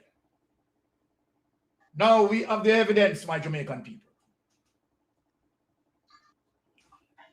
Now let us open this. This is no joke. Here it is. Israeli firm boasted of meddling in more than 30 elections worldwide. An Israel firm sought to influence more than 30 elections around the world for clients by hacking, sabotage, and spreading disinformation, according to an undercover media investigation published Wednesday. And here it is, 15/2, 2023. It adds to a growing body of evidence that shadowy private firms across the world are profiting from invasive hacking tools and the power of social media platforms to manipulate public opinion. The firm was dubbed Team George by investigating journalists who posed as potential clients in order to gather information on its methods and capabilities. Its boss, Ty Annan, who is the creator of Pegasus, is a former Israel Special Force operative who boasted of being able to control supposedly secure Telegram accounts and thousands of fake social media profiles, as well as planting news stories, right? The report say. The investigation was carried out by a consortium of journalists from 30 outlets, including The Guardian in Britain, Le Monde in France, Der Spiegel in Germany, and LPS in Spain, under the direction of France-based non-profit Forbidden Stories. The methods and techniques described by Team George raise new challenges for big tech platforms, The Guardian wrote. Evidence of a global private market in disinformation aimed at elections will also ring alarm bells for democracies around the world. Hanan did not respond to detailed questions, saying only, "I deny any wrongdoing." Fear profiles. The 50-year-old told 3 undercover reporters that his services, listen people, often called black ops in the industry, were available to intelligence agencies, political campaigns, and private companies. We are now involved in one election in Africa. We have a team in Greece and a team in the Emirates. We have completed 33 presidential level campaigns, 27 of which were successful. The Guardian quoted him as saying, most of the campaigns, 2/3, were in Africa, he claimed. While demonstrating his technology to reporters, he appeared to act into, listen people, listen to this, people. While demonstrating his technology to reporters, he appeared to act into the Gmail inbox and Telegram account of political operatives in Kenya days before a presidential election there. Now let us talk about this. So if Andrew Holness and Daryl Vaz using the Pegasus, they could be able to act in their opponent phones. And exactly, and see everything, right, as it relates to whatever plan the People's National Party are doing. And so then every member of parliament, as it relates to the opposition, phone can be hacked into. Every move that they make can be now discovered. This is the capability of the Pegasus. We are now involved in one election in Africa. We have a team in Greece and a team Emirates. We have completed 33 presidential level campaigns, 27 of which were successful. The Guardian quoted him as saying, most of the campaigns, 2/3, were in Africa, he claimed. While demonstrating his technology to reporters, he appeared to act into the Gmail inbox and Telegram account of political operatives in Kenya days before a presidential election there. Forbidden Stories named the target as 2 aides to William Ruto, who ended up winning the August 2022 ballot. Online public influence campaigns were carried out via a software platform known as Advanced Impact Media Solutions that allegedly control nearly 40,000 social media profiles across Facebook, Twitter, or LinkedIn, the report say. Hanan also claimed that his firm had planted a report on France's biggest television news channel, BFM, about the impact of sanctions against Russia and the yachting industry in Monaco. A senior presenter on the channel, Rachid B. Barty, 54, has been suspended and is being investigated. Public influence. Other similar companies have been named in media reports or sanctioned by Western governments in recent years over their role in trying to influence elections and public opinions. Notorious British consulting firm Cambridge Analytica, since shutdown, was allegedly used to develop software steering voters towards Donald Trump in the 2016 US presidential election. People don't hear this? The group collected and exploited the personal data of 87 million Facebook users to which the platform had given it access, leading to major fines and lawsuits. On Tuesday, the chief of Russian mercenary group Wagner, Evgeny Prigozhin, I hope I get that right, admitted creating an infamous troll farm that is also suspected of interfering in Western elections. I want to listen to this, people. Sanctioned by Washington and Brussels, St. Petersburg-based internet research agency had for years been linked to Prigozhin, a 61-year-old ally of Russian President Vladimir Putin. Following the latest revelation, Israel might also face increased pressure to rein in its cutting-edge cyberware and technology sector, which was spotlighted in another media investigation led by Forbidden Stories in 2021. So then we know that Andrew Holness accessed, right, Pegasus from Israel. It highlighted how the powerful Israeli-made Pegasus spyware. Now, Jamaica, this is very serious. This is extremely serious. Brother Rattigan, Melting Pot, right, Sister Daisy, this is extremely serious. Look, listen to this. Listen to this. It highlighted how the powerful Israeli-made Pegasus spyware had been sold by the cyber intelligence company NSO Group Technologies to government and used against at least 50,000 people around the world. We know that Andrew Holness and Darrell Vaz used this. Is this the reason why they did not campaign? Was this the reason why Andrew Holness come out on the political campaign and said 1 p.m.? Is this the reason why they are saying that Andrew Holness Prime Minister for life? You have the Pegasus doing this.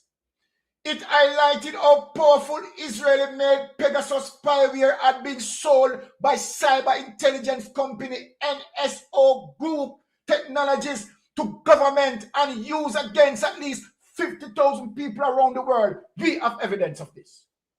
Some of the alleged targets, including human rights defenders and religious leaders, as well as politicians such as French President Emmanuel Macron.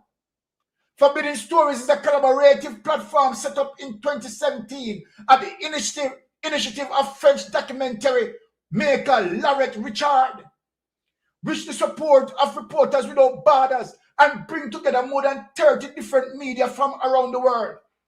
Take that away. Let me talk to the panel. Now, Brother Rattigan, let me put you up. Let me put you up here, Brother Ratti. I have to put you up here and talk to you, Brother Ratti. Pegasus spyware. The capability, NSO is admitting as it relates to the capability of Pegasus spyware. We know that this Pegasus spyware is in Jamaica. Andrew Holness, Darrell Vaz brags about it. We did not know at the time the objective of the Pegasus spyware. We were not aware of this information that we have now.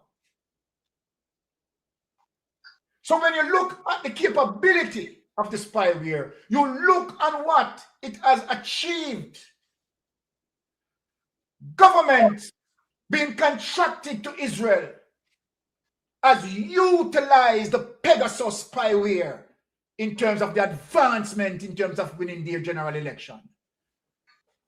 Having this information, Brother Ratti, and knowing what we know, the probability of this Pegasus as it relates to our election, what is your say hearing all of this? Well, let me just say that the Pegasus generation, look at the date of the report that that you just mentioned, because I think they've gone way beyond that. We're talking about 2026 now. The capabilities are beyond your wildest dreams. Let me just say this. I had the occasion in 2018, I think it was 2018, to sit down with the Prime Minister at Vale Royal for 3 hours. And all I'll say to him, and I'm sure if he's not watching, I'm sure his folks are watching, is that, Prime Minister, I won't reveal anything except to say you lied to me. I asked you some specific questions and you flat out lied. Simple as that, you lied. And let me just say this to him again, that when you buy technology, keep this in mind. They will give you the key to the front door, but the back door is always open for them. So whatever you're doing to our people, they're doing to you. And that's why you will remain beholden to certain people. Because everything that you have done, everything you've done from the day you were born till now, there's a record. I mean, I talk the record upstairs with the big man. I talk about the record. I talk about the record, write us up. Write us up on terra firma, on earth. I talk about that record. That record is in a safe place. And when you have outlived your usefulness, you will find out what it means when them say the emperor is naked. You'll find out. So I'm here for Cesar. All right. Let me just go to Bolo, because Bolo want to say something here before I go to the next. Let me just bring up Bolo. All right. Bolo, yes, you're on Mystic Sensation. Go ahead, please. Yeah, man. I want to say big up to the platform, yourself and the wife, of course, and Mama Daisy. Special shout out to you, Mama. Saratigan and of course Melting Pot, the General.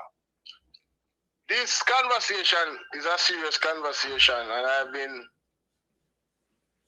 talking about it a little bit on my platform with this thing, because I realize I've been watching all the platforms that support the People's National Party, and I've been seeing an attack of a cyber nature on the platforms in terms of them numbers and stuff like that. I even said it to Andre Stevens when I went on his program one time. So I'm very happy to see that you guys are really looking into this particular conversation, because nobody better to do it than Mystic Sensation. You understand? Thank you. The facts and so forth. Some people might call it conspiracy, but we have to understand, say, there's entities out there where they will go above and beyond to maintain them power structure.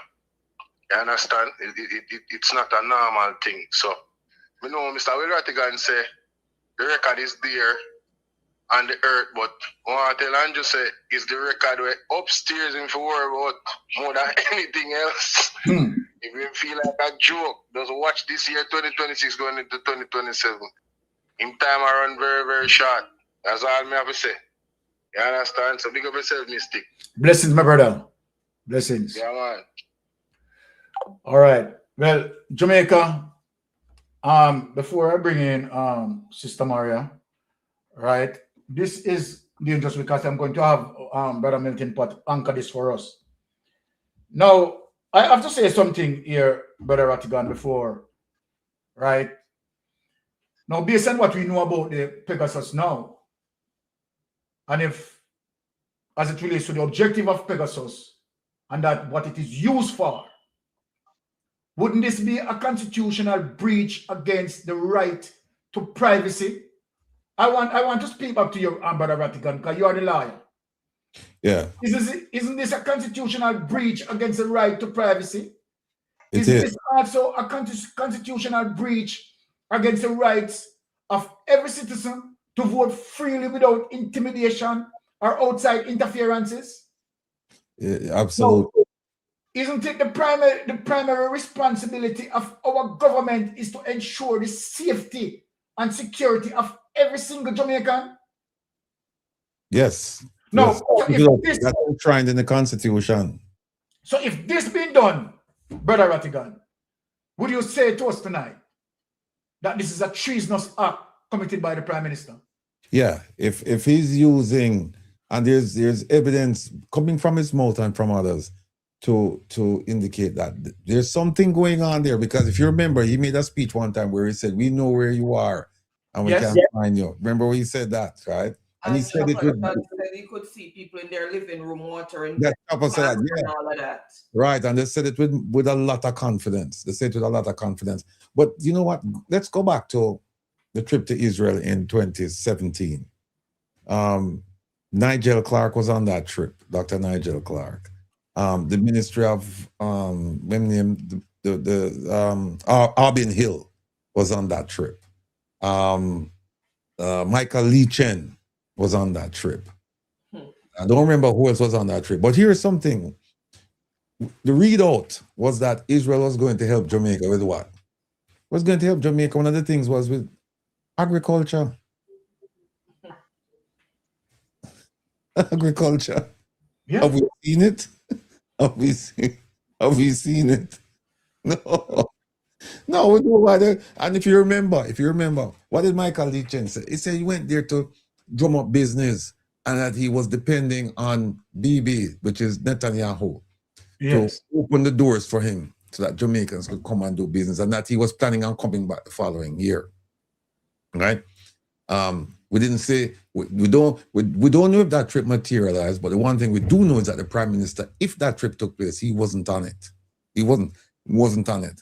But again, Mr. Prime Minister, you know what you told me. You know, and you lied.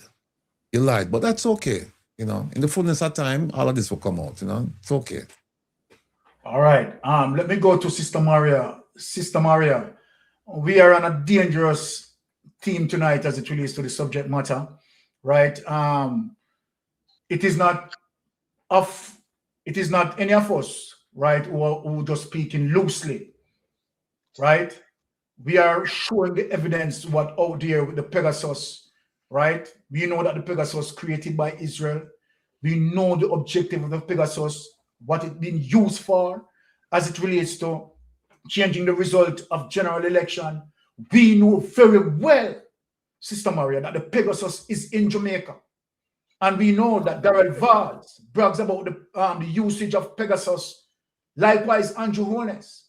What say you as it relates to the information that is coming out, and what now you are now cognizant of the Pegasus, of the capability of Pegasus, particularly where general election results are concerned?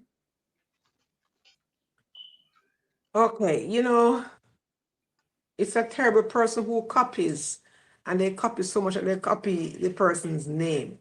Andrew walk around and just copy everything people do, but he doesn't copy the right things. And I'm going to concur with Rattigan and say, you know, what is being done with you is also being done to you. So never join anybody to tear anybody down, especially your own people, because those same persons who are willing to help you tear your own people down are also gathering information on him. So like Ratty said, the emperor is naked, only that he doesn't even know that he's naked.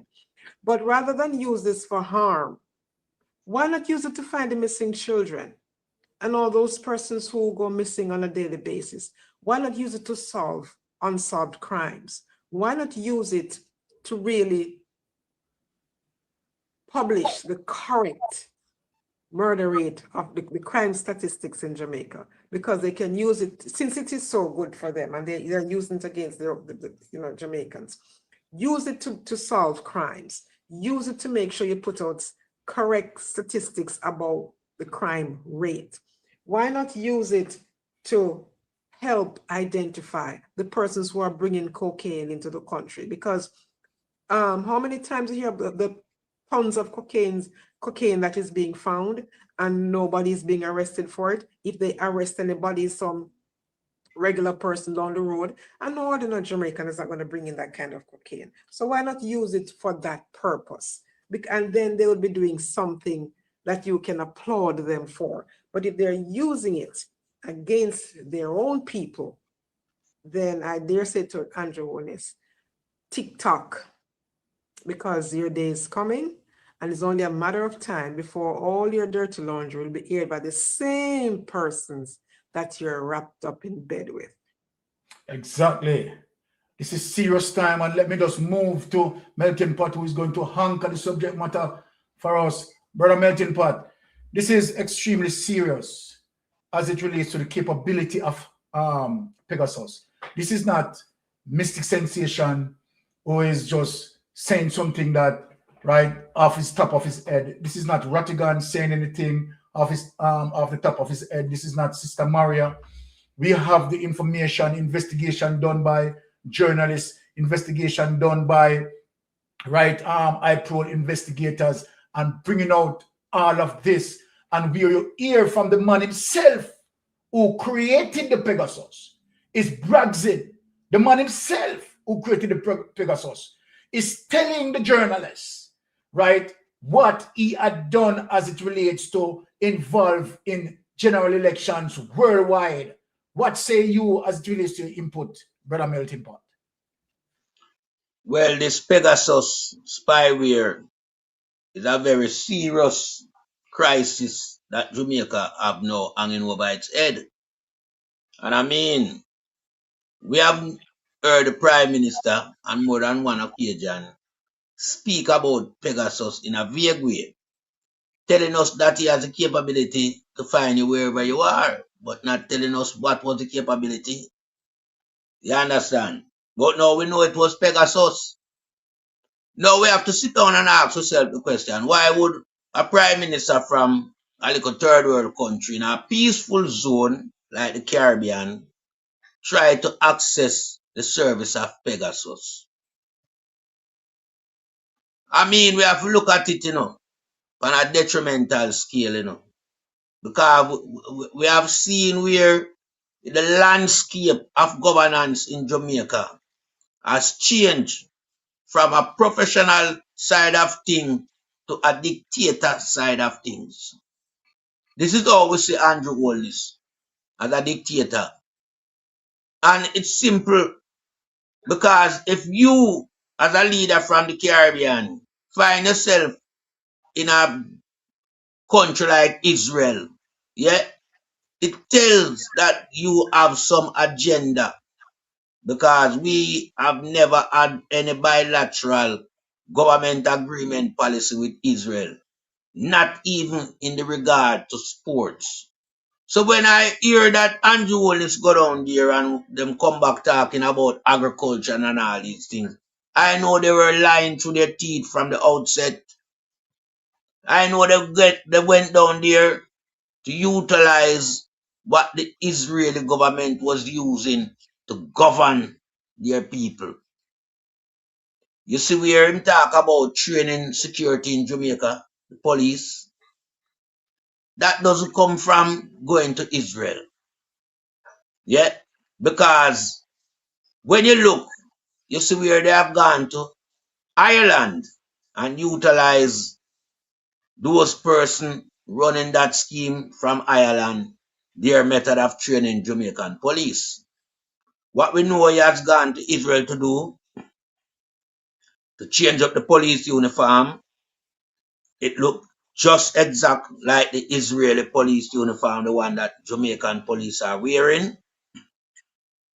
We know him went there to understand fully how to manage the Jamaican population.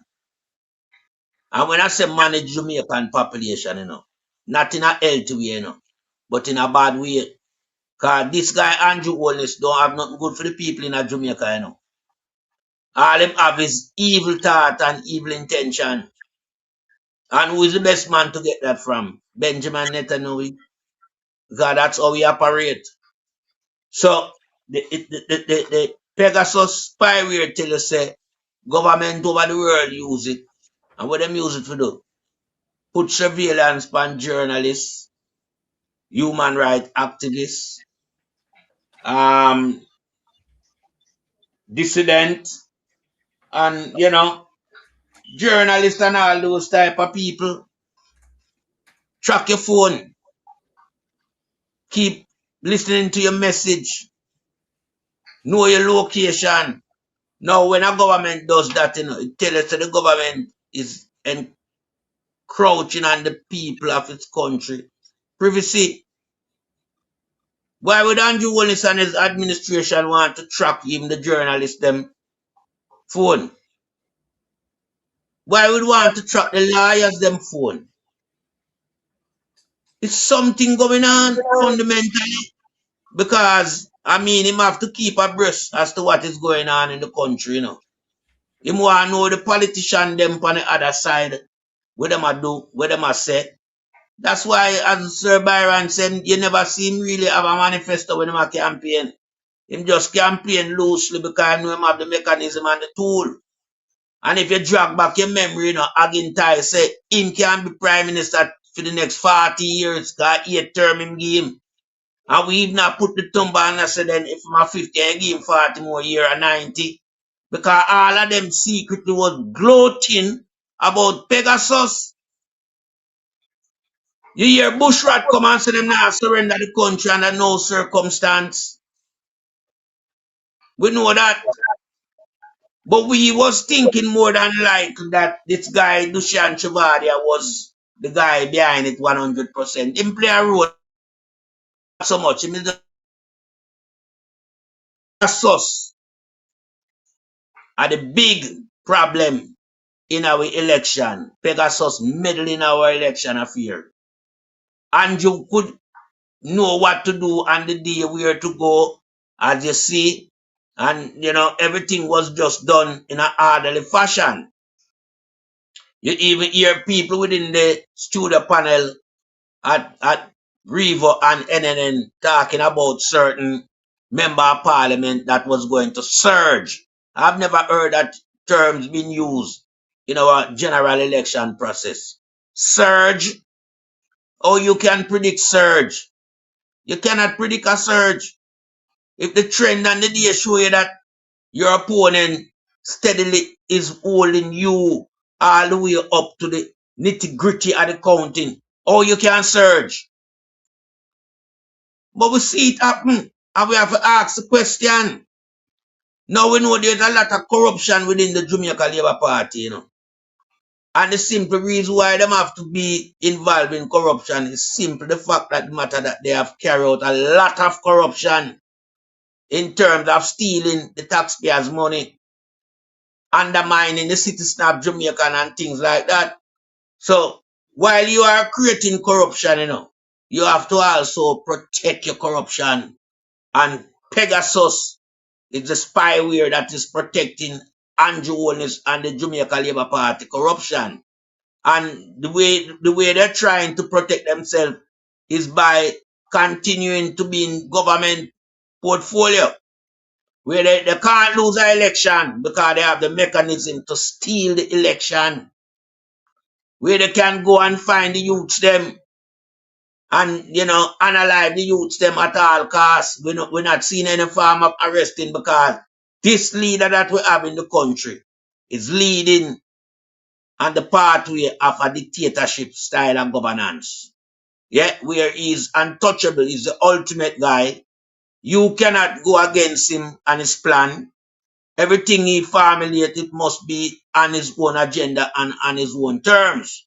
So you're getting a dictatorship style. The same thing that is in Israel.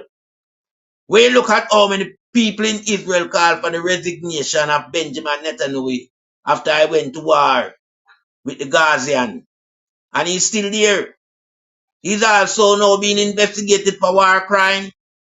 And I'm telling my Jamaican people that Andrew Holness is in the same boat sailing. Several Jamaican call for his resignation every day. He hear it on social media, is not doing anything. His own statutory declaration prove to everybody that he's a criminal and him is just there trying to be a martyr, a stumbling block in the people way. Yeah, because nothing fears this guy, you know. Because criminality is what he practiced and corruption is what he normalized on a day-to-day basis. So nothing don't faze him. So we are here trying to highlight this Pegasus now to the Jamaican people. And we are asking the Crime Minister, Andrew Holness, to come out and tell the Jamaican people what is the purpose of Pegasus. Because it's nothing to do with our crime, you know. No, in terms of what we are looking at, that's what Pegasus does. Pegasus is in Jamaica to protect and preserve Andrew Holness and the Jamaica Labour Party administration, to prevent them from going to prison, to keep them as the government of the day in Jamaica. And we want Andrew Holness come tell the Jamaican what is the purpose of Pegasus. We have seen where Pegasus, you know, has been utilized all over the world in 30 other countries, meddling in their election affairs and having a high successful rate. It shows that 27 countries out of the 30 countries were successful. And it tells you that, you know, they have gone into all first world countries, France, Germany, UK. I mean, so when we look at Jamaica now, as a little third world country, yeah, why did Andrew Holness use the taxpayers' money to buy Pegasus? As Sister Daisy said, you know, we are not seeing reduction in crime based on what Pegasus is doing. It's not detecting the cocaine that's coming into the country. Yeah. It's not protecting the border because every now and then something slip up on the shore. So what is the reason of Pegasus? Now we have seen the upscaling the murder rate by the same police where him say him get people overseas for a train. Mighty God, these people need to leave and go back home because these police are not being trained.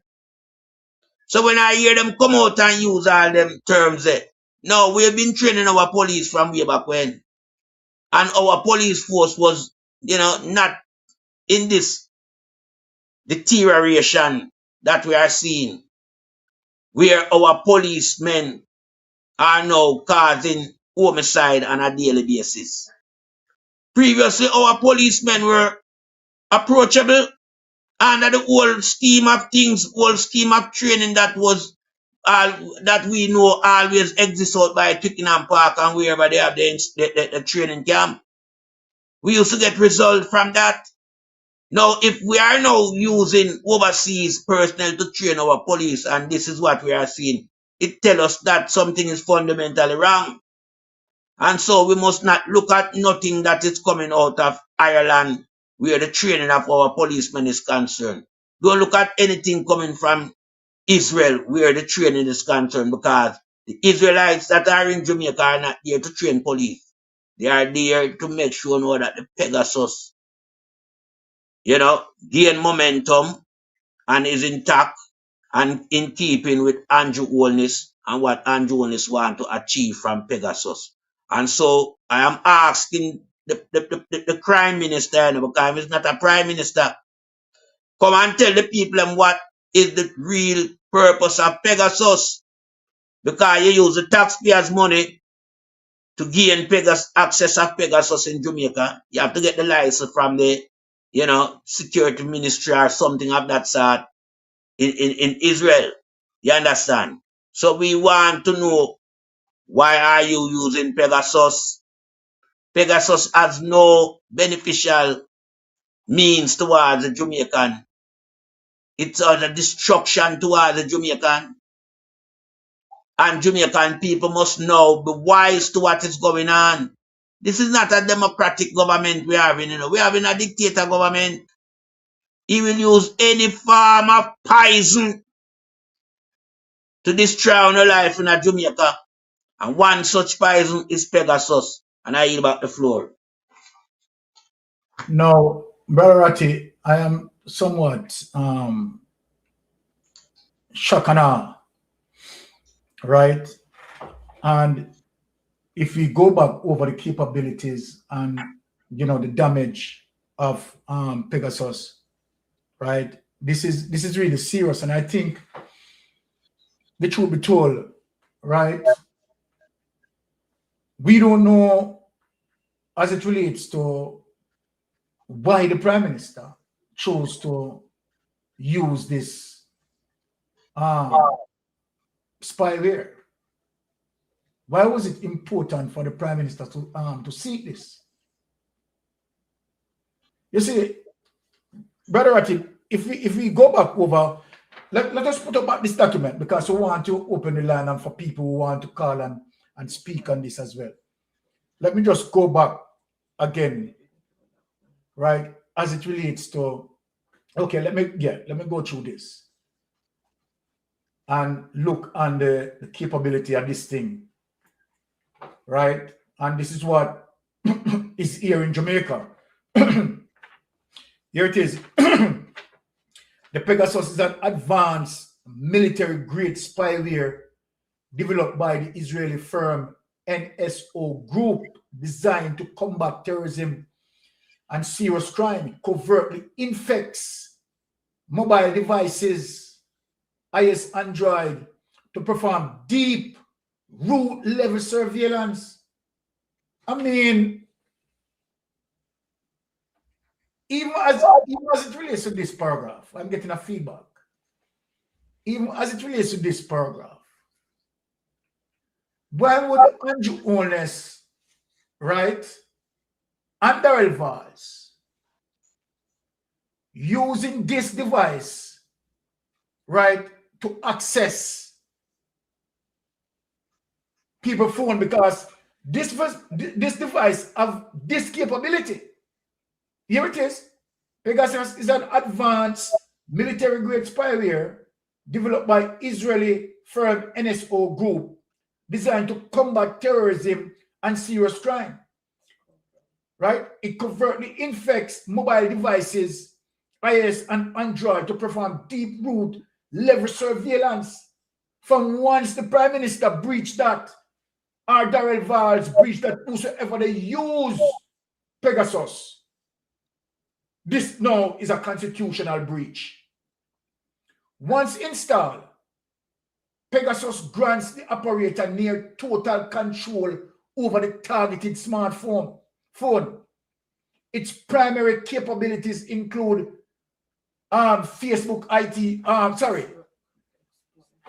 include zero-click exploits.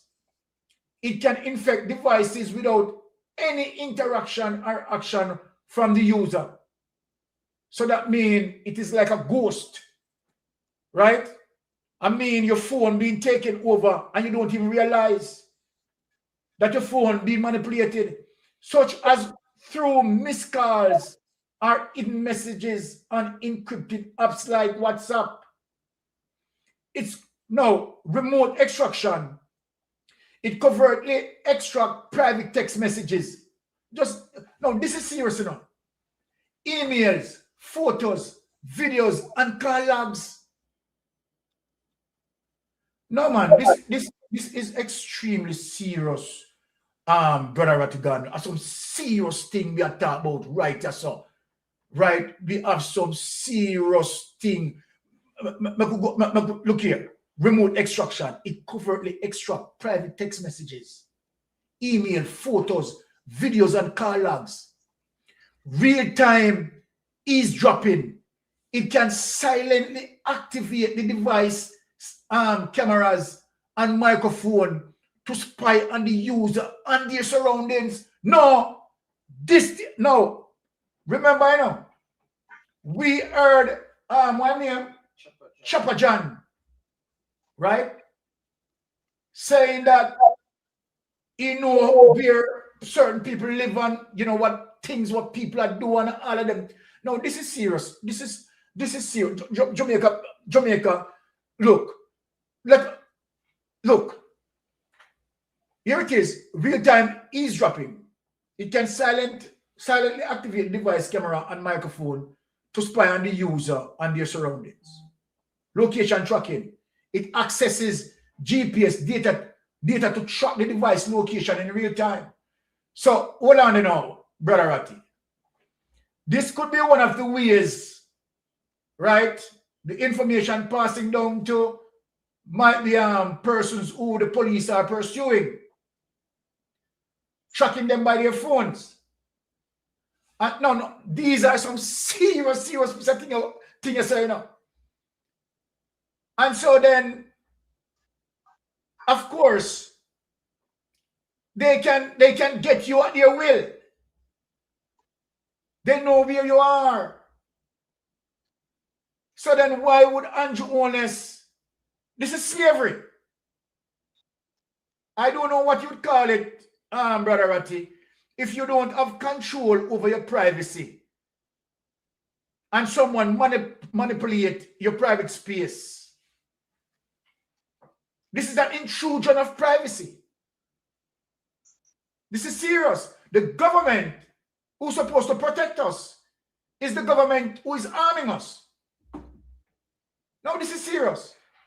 Data harvesting. It logs keystrokes, steals password, and siphons data from third-party chat and social media apps. Mighty goodness. Context in Jamaica. The presence and use of Pegasus technology in Jamaica, specifically it used by state intelligence or security apparatus, has been the subject of investigative reports and public debate. Now, state procurement and use. Reports have indicated that Pegasus has been tied to government-level customer profiles in Jamaica for digital surveillance operations. How about the backside of going so? Jamaica, want to hear this? No, I mean, I just can't believe this. This is really serious enough. It's a Daryl Voss said nothing is private. Somebody remember. So when Daryl Voss says nothing is private, this is what Daryl Voss. This is what Daryl Voss know. No, this is serious. The relevant authority, but who's going to investigate all of this? Who's going to do it? Reports have indicated that Pegasus has been tied to government-level customer profile in Jamaica for digital surveillance operations. The technology is marketed as an intelligence gathering tool for law enforcement to track high-level criminals, though it has faced global scrutiny for potential abuse, including interference in general election. So Andrew Holness have this to his advantage, which we have shown that document where it has been used to manipulate general elections all over the world. Now, targeting and privacy concern. This is serious. Worldwide, NSO Group states its software is strictly sold to vetted governments. Why Andrew Holness seek this? To do what? Why did Andrew Holness seek this? To do what? However, global investigations by organizations like Amnesty International, now we are talking about international groups, you know, international media, who have serious concerns as it relates to what this thing had done. And civil rights groups have raised concern that similar spyware technologies are sometimes misused by authorities to monitor journalists, politicians, see that? Politicians and human rights activists. No, so, okay, all right. So then Andrew Holness can keep a track of my goal in there. Andrew Holness, right? Based on the capability of Pegasus. So Mark Golden cannot do anything in private. I want Mark Golden to hear this. Mark Golden or any of the opposition, member of parliament, right? Anything that they do on their phones, captured by Andrew Holness and Darrell Vaz, are the users of Pegasus, sharing intel, sharing the information. This is serious. This is serious. Cybersecurity infrastructure to counter digital threats and manage the use of advanced cyber tools. The Jamaican government, led by the Ministry of National Security and CARICOM, has collaborated with international stakeholders to strengthen local cybersecurity and regulatory framework. What an irony. No, not believe that one there. Not believe that one there. Eh? Don't believe that one there. That's why I say what an irony. Yeah, them not have no cybersecurity. Yes. For further details regarding the global controversies, privacy threats, and technical breakdown of this spyware, right? Now, this is serious. Let me just, Brother Ratty. Yeah. Let me get back to you. Things. Let me get back to you here, so because this is eh? No, I was just wondering if you could hear me.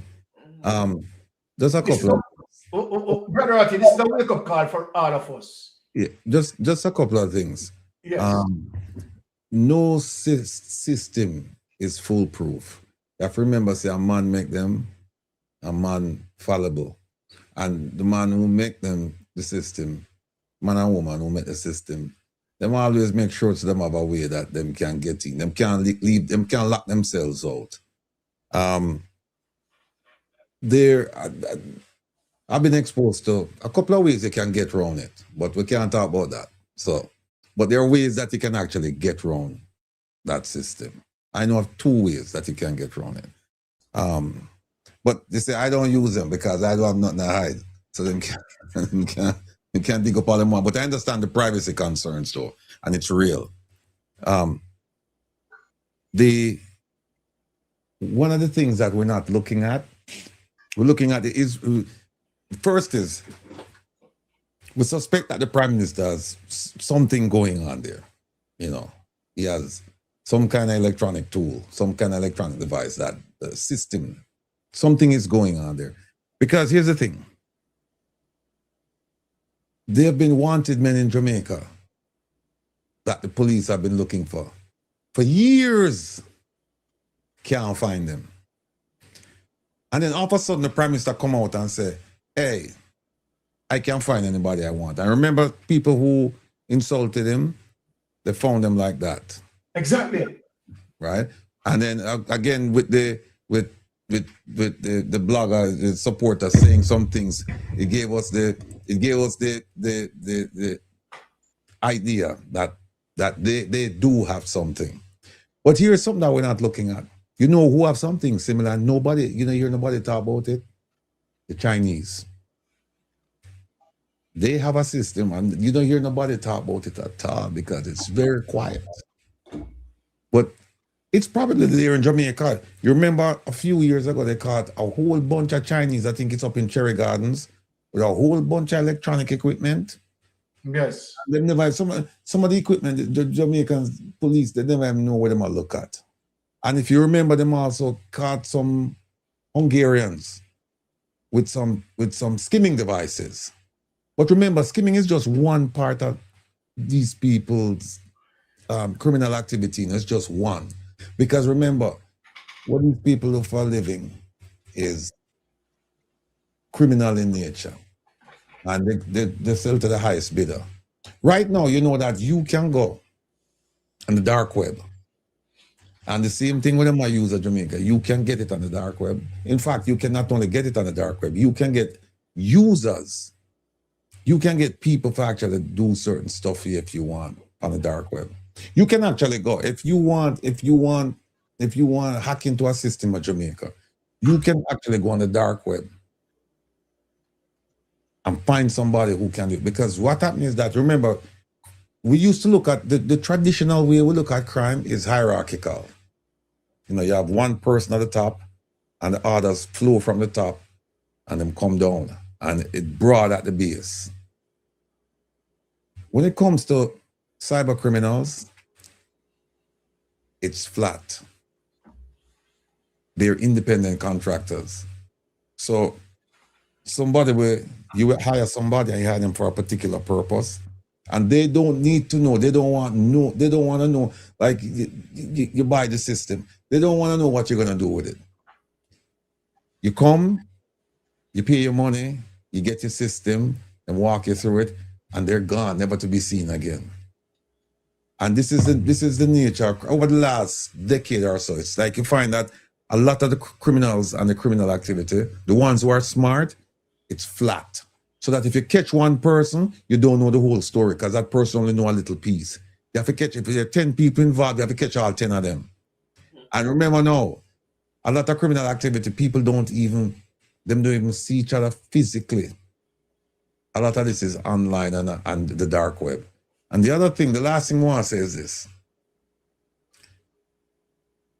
It's not just the PNP or people of goodwill who find what the Prime Minister is doing distasteful enough. You have people within his own party.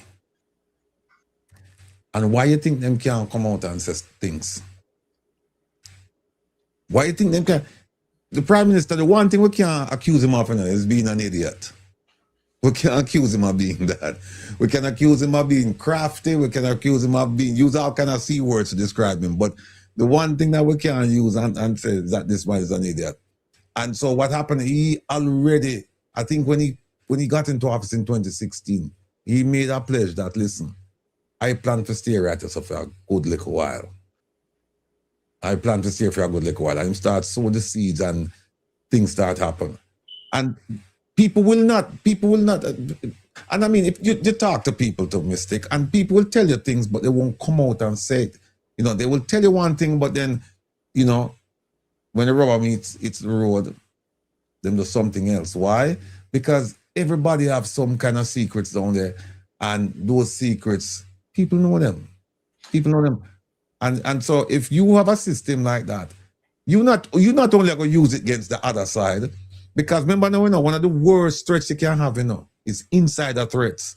People who in your circle. Because the people who far and you keep them at arm's length, them can't really hurt you. People in your circle. And so if you have a system like that, you are going, and remember now, the people must sell them things, they must give advice. They must give advice. And so the people who in your circle, you got to make sure, say, you watch them people as well. And you collect on them people, because everybody a collect. But what happens is that they are the biggest collector, except in the case of the person where you get the system from somebody else. Them are the biggest collector because them are collect on you who are collect on 1 million people. So them see you and them see 1 million people. So it's but believe me, them have some talented people in Jamaica. Them have some talented people in Jamaica right now. But the problem, say, is that people are afraid. People are afraid. That's what happened. I mean, I interact with some of them on a daily basis. I mean, some really, really brilliant people when it comes on them kind of things that we are talking about. But they're just afraid. And I can't blame them, you know, because, you know, people know the door. But the thing about it is that this kind of thing, it doesn't really bother me for the average person yet, because I've seen all of them things. I've seen them, you know, I've been around them, so I know them work and all that. But for the average person, it's frightening to know that, hey, you know, everything that I'm doing, somebody's listening to it, somebody has control over my things, you know, and I don't even know. A lot of people listening to the program tonight and hear the stuff we are talking about. I'm sure right now them not sleep well tonight. No. But I tell you what, you know what's even worse than this? Because some people might say, well, you know, if the Prime Minister use it and he might use it on a higher level, right? He not worry about me, the little small man. Well, guess what? There are systems out there that the little small man can buy. That's the problem with the technology. That it has filtered down now to where it's affordable that somebody can walk in them have them, you know, the stores them have called the spy store. Mm-hmm. You can walk inside and buy some of them systems. It's not industrial grade, but if you want check up on somebody, it's there. All right. Thank you, Brother Ratty. Let us change the subject for now, and we are going to get into a more beefier substance, right, that we are going to discuss. And we want persons to call in and participate. Now, panel, we're going to have Sister Maria speak on this. The statutory declaration of both the Prime Minister and the opposition will be coming out next month, right, in June. Now, this is serious. Yes, this is serious, and we have to discuss this tonight. The Prime Minister, Sister Maria, right, statutory declaration has not been certified going 3 years. We know that the Prime Minister is currently under investigation. We know that FID, right, is pursuing a case against the Prime Minister. The TAJ, Tax Administration of Jamaica, is also pursuing a case against the Prime Minister. Now, how does it look, or what is going to happen in terms of coming June? What is the political optics where Mark Golding's statutory declaration is going to be certified and Andrew Holness' statutory declaration is not certified? What say you on that matter, Sister Maria? It won't be certified, so you know, we know that. But before I even go to that, something Rattigan said about, you know, Andrew, when he came into power, decided that he wasn't going to move. I have 2 words for you, Viktor Orban. He thought the same thing too. And the people with the power are more powerful than the people in power. And True. Jamaicans have the power. So you shouldn't get too comfortable, because the system that he's using against Jamaicans is the system that's going to be used against him. Okay, fast forward to what the point you just raised, Mystic. I don't think it's going to be certified, because he would have to, it would be a suicide mission for him, because he would have to really show how he amassed so much wealth that is outside of what his salary could give him. And that is going to be hard for him to do. And that is why, the truth of the matter is, gentlemen and lady, when we sit down and think about the state of Jamaica and the state of affairs of Jamaica, and people are behaving like it is business as usual, it is normal, that's what the thing's set, not realizing that their lives are going to hell in a handbasket. And this man wants to give him, this man who cannot, his statutory declarations cannot be certified, will not be certified, wants to appoint himself as the only person who has the skill set to manage trillions of dollars, Let that sink in. Let that sink in. When the Auditor General just came up with a report about the funds received from Beryl and Melissa, and of that only 20 of over 1 point something billion dollars collected, only 20 million was spent. So when you see all of those things happening, Andrew appoint his friends in different positions, nothing is going to happen. It's not going to be certified. And the people are just going to move on. And you know what? Darrell Vaz is going to come with his 2-word vocabulary, bad mind. And they're feeding their base, because they keep the people dumb, dark, and stupid. Because when they have them in that position, they're uneducated and poor, then they will always be dependent on them. So when they come around, they call them, yes, Mr. Boss and Bossman, give me a thing. And that works for these politicians. And it is rather unfortunate, because guess what? They say the unemployment rate is down. The poverty rate is about what, 52%. Food insecurity is a problem. All right? Inflation is rising. I mean, the oil crisis, the Prime Minister is here to talk about the oil crisis. Listen, man, there are so many things happening right now. that his statutory declarations not being certified is going to be a blip. Okay. All right. Well said, Sister Maria. Now, melting pot, as I said, next month, the Prime Minister's statutory declaration, we will have a view of that and the opposition, right? Now, I mean, 3 years, the Prime Minister cannot be certified, right? I am saying that it has to be that Jamaica take it extremely serious, that if the Prime Minister cannot be certified coming next month, Jamaica must galvanize. We cannot have Andrew Holness continue and his statutory declaration cannot be certified. What say you on the matter, Melting Pot? Well, I want to ask the Jamaican people how much more time them I give him before him can be certified. Because years now, I'm not certified, you know. Years. As a matter of fact, he has never been certified. And so, how long will this man continue to be operating in the space of our political realms but not being certified? When the opposition leader has always been certified? And I mean, it's not just Andrew Holness not being certified. Several members of his cabinet cannot be certified as well, including the Speaker of the House. And I know Tough Tongue can't be certified either because Tough Tongue have more wealth than him salary game. Vaz, the same thing. Yeah? Edmund Bartlett, the same way. Even Young Flight Green, because him joined the clan of corruption, stealing from the taxpayers.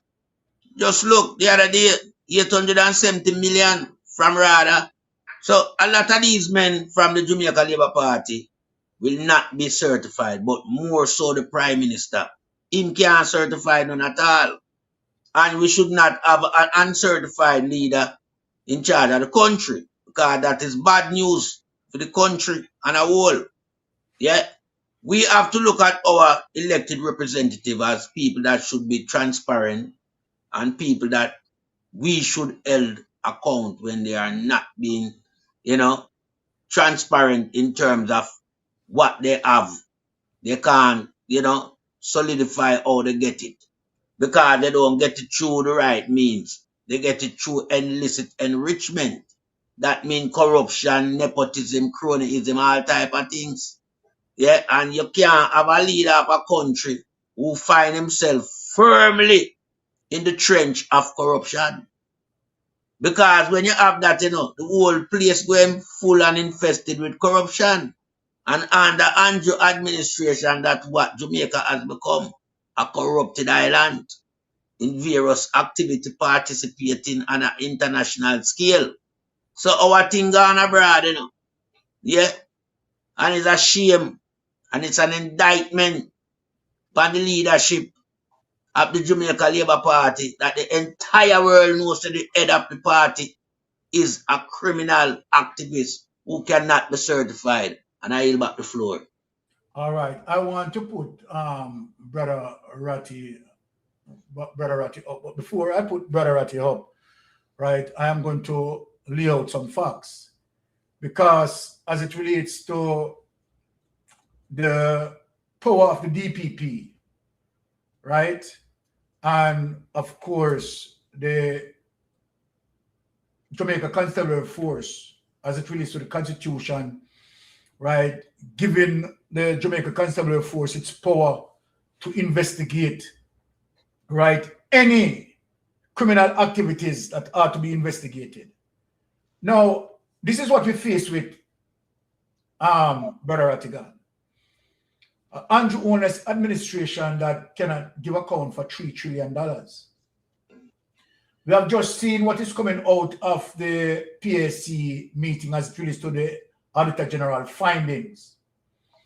And it rings through all of Andrew Holness administration, all through various ministries, right? Now, The DPP has a responsibility, Brother Ratty. The Commissioner of Police has a responsibility. I am saying, as it relates to the DPP and the Commissioner of Police, if the Prime Minister's statutory declaration cannot be certified, isn't that a cause or just cause for them now to act? The inaction of the DPP on the basis that, look, the DPP stood by, have the Prime Minister going 3 years into 4 years, statutory declaration cannot be certified, hinge on illicit enrichment. I am asking you, Brother Ratty, right, as it relates to a truthful democracy, isn't it the onus is on the DPP now that responsible to deliver justice to Jamaican people, and the Commissioner of Police to guide us as it relates to having clarity where Andrew Holness' statutory declaration is concerned? What say you on the matter? Well, I'll tell you what. As long as he's Prime Minister, his statutory declaration will never be verified. Never be verified. Because remember what just go back to the Commission's investigation. And Melting Pot is right. If you go back and read that carefully, what you're saying is that from the moment he entered into politics, they've been looking at his finances. Yeah, hold on, Brother Ratty. Stop right there. I want to just, I see where Lautland said the DPP or JCF would need criminal evidence to act. But okay, while that is true, right?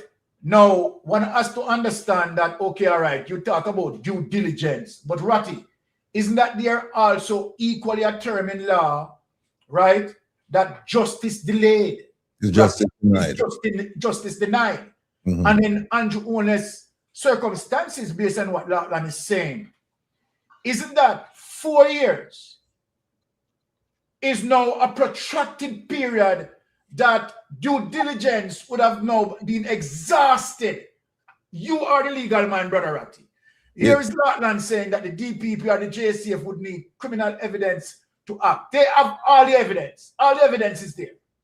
I am saying that for the protractedness of this particular case, right, also equal to that, while due diligence has to be anticipated, we know that also in law that justice delayed, Brother Ratty, is justice denied. Speak to us on that.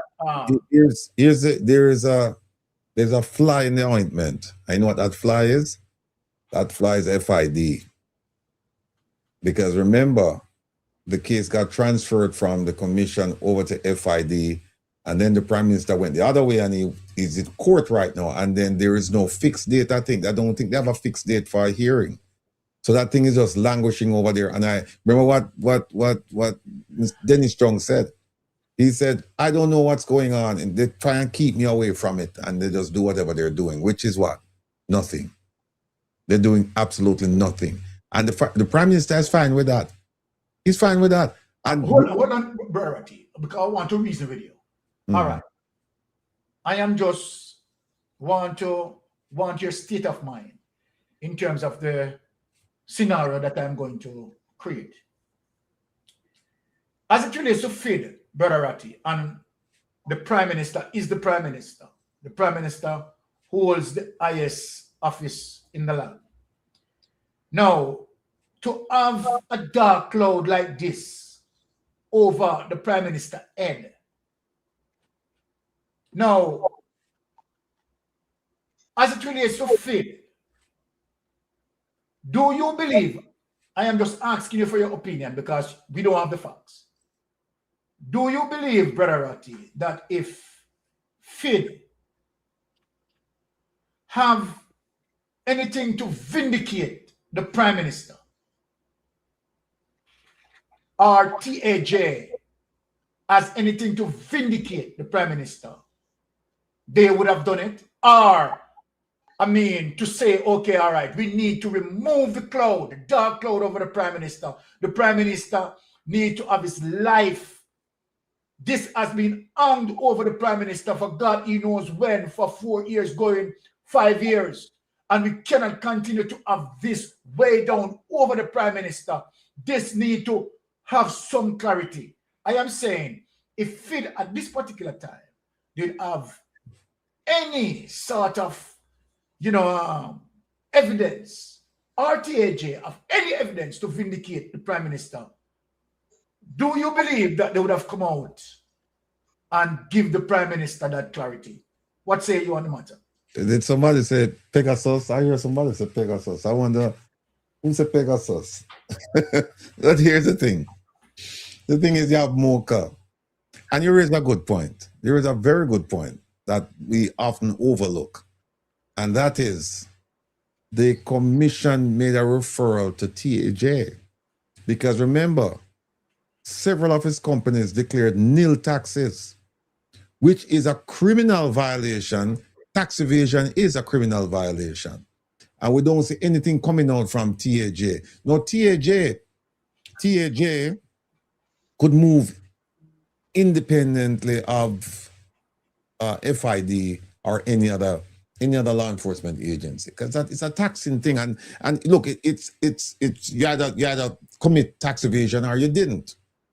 In this case, we know that it wasn't tax avoidance. Tax avoidance is like the ADMAT. That would be tax avoidance. But when you bring ADMAT come to Jamaica now, and now you're supposed to pay your taxes, and then you have income and you declare nil taxes, then that's a problem. So TAJ could actually move against him. The question is, why haven't they? FID, look how long the case has been over there. And FID just sitting on it. They claim that they're working on it, but I don't believe them. I don't believe it, because if they were working on it, they would have finished up the investigation a long, long time ago. So it's just sitting there gathering dust. And then it's in the court. And in the court, what is it doing? It's gathering dust. So everywhere you look, everything is just, and I understand your frustration, and you're saying, look, there is enough here that somebody should be doing something. Fact of the matter is, nobody's doing anything. TAJ, FID, the commission has washed its hand of it already. Mocha is not going to be looking at that. The JCF is not going to be looking at it. Nobody's going to be looking at it. So we just, what happened, the Prime Minister just sit down there, and I'm telling you, he's not worried about this. This thing he's not bothered by it, because you know why? He understands that, look, I am innocent until proven guilty. And I am still continuing in my role as Prime Minister, and I'm still doing the things that I was doing before. I'm still doing those things. And nobody's going to stop me. Some people might argue that we're on the path, or maybe we are at the level of dictatorship right now. Some people argue that.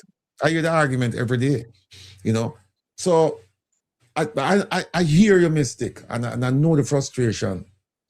But if you just look at where he's placed people strategically, and when they talk about loyalty and alliances, he's placed people that he trusts, people in those positions. And so far, they haven't failed him. And where he suspects that people might be tempted to break that loyalty, there are things in place. You want to talk, fine. We have a whole bunch of things for you. I mean, some of the things I hear, I won't even repeat them because it's just hearsay. But some of the things I hear that he has in his possession on some of these politicians, including his own party. Some of the things I'm hearing that he has. But, it remains to be seen, because I'm just curious as to why is it when I talk to some of these people, them tell me all these things, I'm going to say, so why you not say something? They're like, why? No, won't say anything. PSOJ, they hear from them. And we have heard that they support who? Tufton. They support Tufton. But they're not, for some reason, it's just not happening. It's not happening because the Prime Minister as he has set up, as I'm gonna say, set up him derricks. Set up him derricks and then make sure say him covered from all angles. But you know what? You can't be covered from all angles. There will be, you know, him have an Achilles heel. There will be a weak spot. There is a weak spot. But it's just that people are afraid to test. People just afraid. Him have a weak spot, you know. Him have a weak spot. But people just afraid. But you know what? He can't be prime minister forever, you know. He cannot be prime minister forever. Just a matter of time. Cannot be prime minister forever. So, thank you, Brother Ati. I want to go to Melting Pot, and then I go to Sister Maria. And I want to ask Melting Pot, as it relates to, you know, his view about the criminal justice system. Because now, when you look on the situation as it relates to the DPP, I wanted to put the criminal justice system under the microscope, right? Now, we have a situation as it relates to Patrick Bailey that's still outstanding. Very serious situation. Where the incident happened where Patrick Bailey and Jermaine, right, were locked in their confinement. However, Jermaine had gotten 21 stab wounds.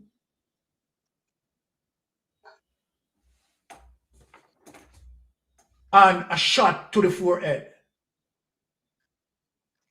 The DPP, prior to, what's her name, Claudia Thompson? Is Claudia Thompson her name? This DPP? Yeah. Yes. The current one, Claudia Yes. Thompson. The current Previous one. one. Yes. Paula Llewellyn, right?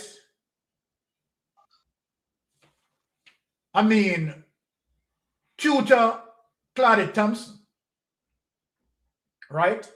Supervisor as well. But she did not touch the Patrick Bailey case. Because at the time, Patrick Bailey was the lawyer for Andrew Holness. So, I mean, the Commissioner of Police or the investigative bodies did not interrogate Patrick Bailey.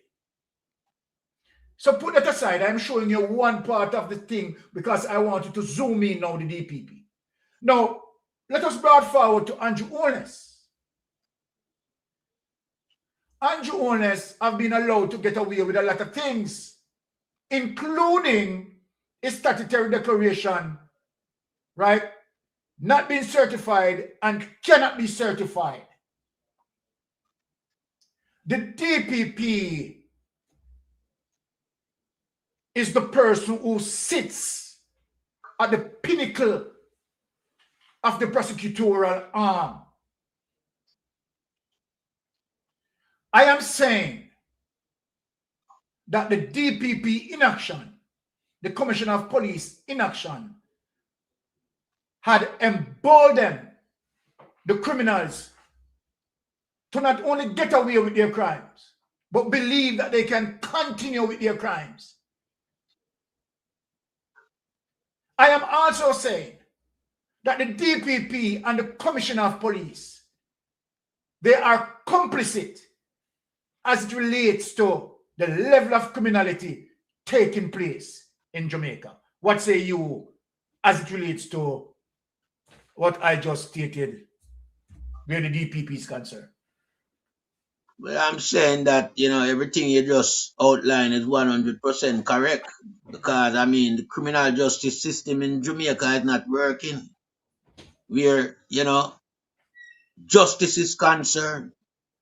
It is protecting people. That's what we see the criminal justice system in Jamaica doing. Protecting people that are high-profile criminal within the society. And you can't have none more so than the Crime Minister, Andrew Holness. He's been protected, you know, by a DPP that must be brought to bear when the right time comes. Paula Llewellyn must come back around the table. she has been a corrupter at the DPP. She has let a lot of things slip, slide, and subside right before the public eyes. And so we look at Paula Llewellyn as the root of all evil alongside the Prime Minister Andrew Holness. And now what we have? We have a 2.0 Claudette Thompson. No good. Yeah. What has Claudette Thompson brought to the table since taking the office of the DPP? Nothing. Absolutely nothing. Nothing.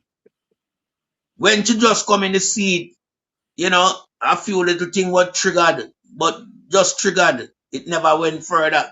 No further development. And, you know, that was just to try to buy into the people narrative that she's a good DPP. She's worse than Paula Llewellyn because, I mean, she's there all along and she knows everything. And we think that she would have come and made a difference to the DPP office. But if you look at it, it's even worse. Even worse. Because since she come in, you know, look how much homicide the police them commit. And she not do nothing and we not hear she say nothing. You understand? And we are look on this as a failure within the system when you have the DPP office being corrupted and complicit towards the government of the day. You understand? That means taxpayers' money are go down the drain. This is not a woman that's been paid specifically by Andrew Holness. She's been paid by the taxpayers. Are we seeing any result from the DPP for the salary where she get? No. You fast forward and you come and you look on the commissioner of police. And the same problem you have. So we are seeing now that the country has no form of security that we can look at and say, well, yes, it's a security that will ensure, you know, that justice is served accordingly. Because you rightfully talk about Patrick Daly, you know, and Junior. That is a cut and dry case, you know. But what to them cases? It's like them forgotten. Like a man can just lose his life like that and there's no pursuit of justice in regard to who killed Junior. Oh, we can't hear who killed Junior. Junior dead in a Patrick Bailey house. Patrick Bailey, the former lawyer for the Prime Minister. Him come out and him tell you, say, him back broad like sharp shutter. That's arrogancy personified. You understand? And the reason why Patrick Bailey said that, you know, because him know him govern. Him know as long as Andrew Holness, the Prime Minister, is around, him safe. It's the same thing with Royal Reid. You know, so them a drag out that. All them do is just trigger something and make it look like something go on and then it drop flat. You understand? And this is always Jamaica been operating. So I'm asking the question, because I know we have over 3,000 cases, you know, that is there lying down unattended to. Why did these people get such a hefty increase of nearly 200 to 300%? Andrew Holness did what? A coup. Andrew carried out a coup, you know. When Andrew raised the lawyer, them and the judge, them and everybody's salary, it's a coup him carry out for democracy, you know. Because them people can't be real. They were fictitiously paid off to protect the Prime Minister using a salary package as the corruption tool. But it's not really a salary. Because if him can't award these people so much money, him couldn't pay the teacher and the nurse them. Eh? Or him disregard even the police salary package. It just goes to show that the man, as Rattigan said, he made sure him put people in a strategic position to protect him. And him know how to pay them, what type of package to give them to protect him. Because he need them protection. This is why a lot of people can't speak in Jamaica anymore, you know, even from within the same Jamaica Labour Party. Because they are scared of this guy. You see him move like him can't mash hands. He's a giant behind corruption. Giant behind corruption. So even him own party affiliated members, them scared of him. Them can't come out and take it to him in no uncertain manner. Them have to hide behind the wall and whisper. Because the man has suppression from this guy. And as we all know him have Pegasus, so the man has surveillance as well. So them can't make no move him, stick them up. So we have a serious problem in Jamaica. And you see, whenever your justice system become intertwined with corruption, it even make it more detrimental. There will be nothing that we look at as injustice that we will get justice coming out of the justice system, because it's been bought, it's been protected, it's been idolized by the government of the day, and so they work on behalf of the government. And the DPP, them, the previous one and the current one, must be held accountable. The previous commissioner of police and the current one must be held accountable. Yeah? And to hell with this national security minister. Him should even be there because him is a gang member, Him is a gang member that Wikipedia have been documented as a money launderer. Yeah? And all these type of things. Drugs pusher. Have him one gang.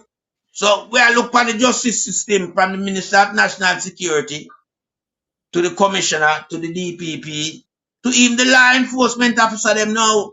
All of them corrupted. So we have a big problem.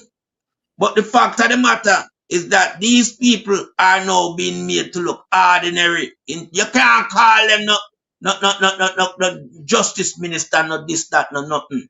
DPP will not have them because hear what it is now.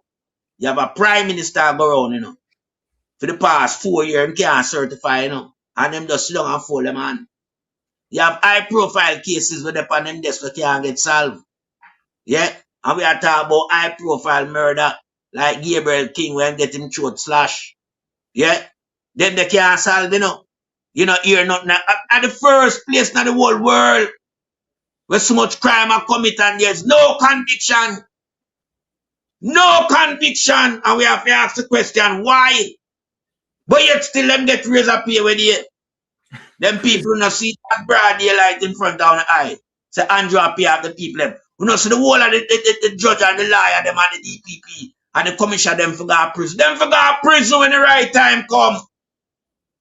You must put them in prison when the right time come. Because what they have done, they have sat in the position and fraud the system. They have defrauded the taxpayers, these people. And I yield back the floor. All right, before I bring in Sister Maria, I am going to, because we have the last document for the night, I don't want to hold, of course, the panelists too long and burn them out. So we're going to deal with the last document and then we circle as it relates to the seriousness why people need to look on the DPP, the Commissioner of Police. They are the problem. They are the one that embolden, right, the level of criminality to be taking place. This is serious Jamaica. But what I want to show you, that what we are saying about the DPP, we are 100% correct.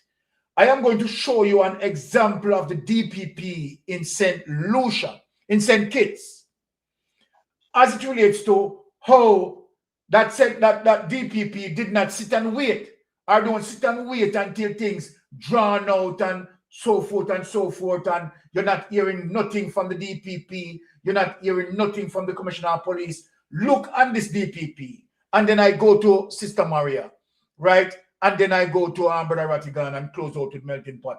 Look on this DPP. Look on the example, my Jamaican people, to show you that what we have in Jamaica, right, it is very serious, right? And the DPP need to put under the microscope, right? This is joke.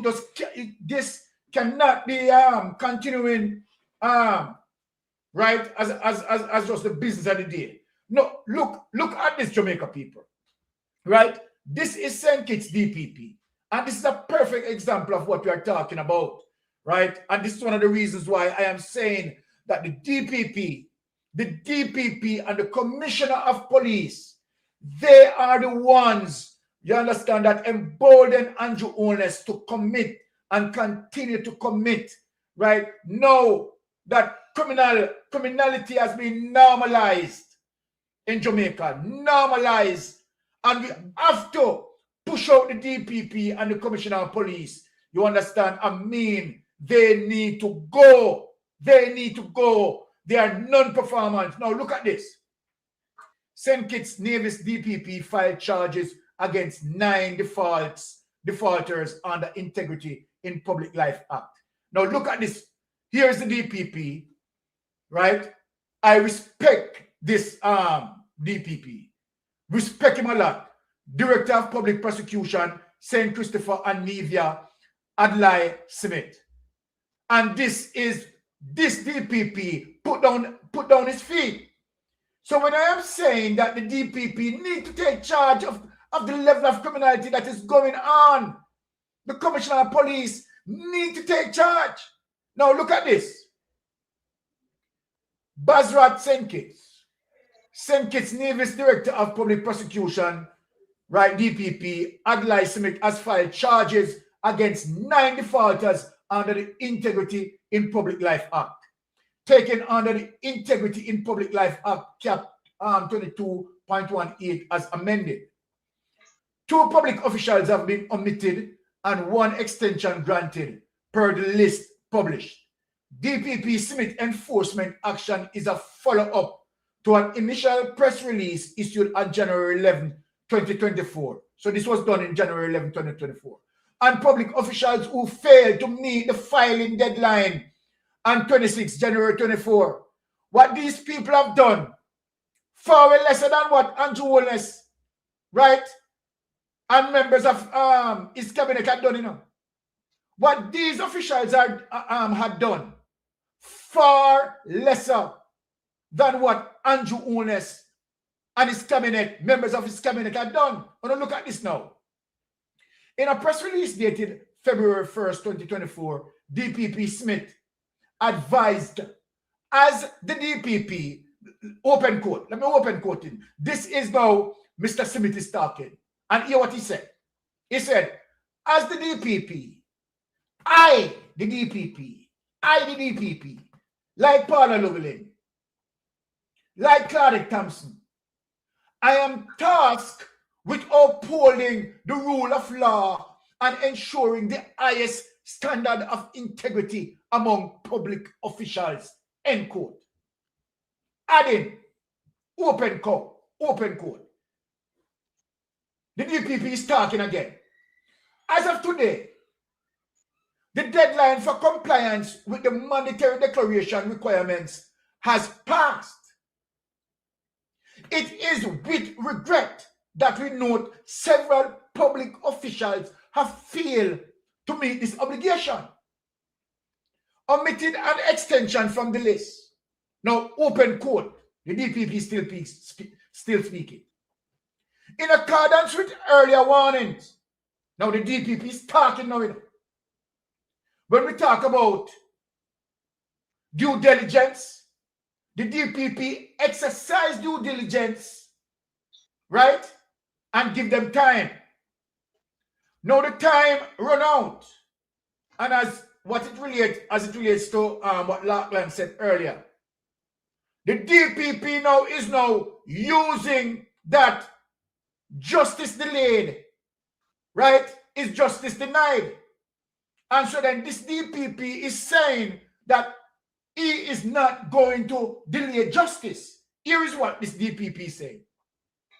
In accordance with earlier warnings, right, due diligence, that is the space for due diligence, earlier warnings. Complaints were filed on January 31st, 2023 against public officials who failed to comply. Now, the names of 2 public officials have been omitted from the list below pending a legal opinion regarding the effect of their resignations and their obligations to file. Want to hear that? Another has requested and been granted an extension until 5th of February on compassionate grounds owing to the death and the recent burial of his mother, DPP Smith explained, utilizing also due diligence. Now watch this. Open quote now, the DPP is speaking again. All the public officials listed in the table below have failed to meet the filing deadline of 26 January 2024. So the DPP is now saying that we cannot delay justice any longer. What the DPP is saying right here is that justice delayed is justice denied. And so I have to move forward. Brother Rattigan, as a lawyer, is here on the panel with me. Now, this is how the DPP exhausted due diligence. And now the DPP is moving towards justice delayed, justice denied. And so the DPP is now acting because it's not going to delay justice any longer, because justice delayed, justice denied. Now, hear what the DPP say now. This list represents a diverse range of positions and organizations, underscoring the universal applicability of the law to all applicable public officials. Now, hear what the DPP say. While I have been made aware that at least one public official has filed since the deadline, that name has still been listed because the deadline of 26 January 2024 was the final deadline. The end of due diligence and the beginning that justice must be prevailed. Justice must be prevailed. Now, this is what is. The DPP don't hesitate. Hear what the DPP had done. See what the DPP had done. This is what we expect, right? Paula Llewellyn should have done, and Claudette Thompson is to do.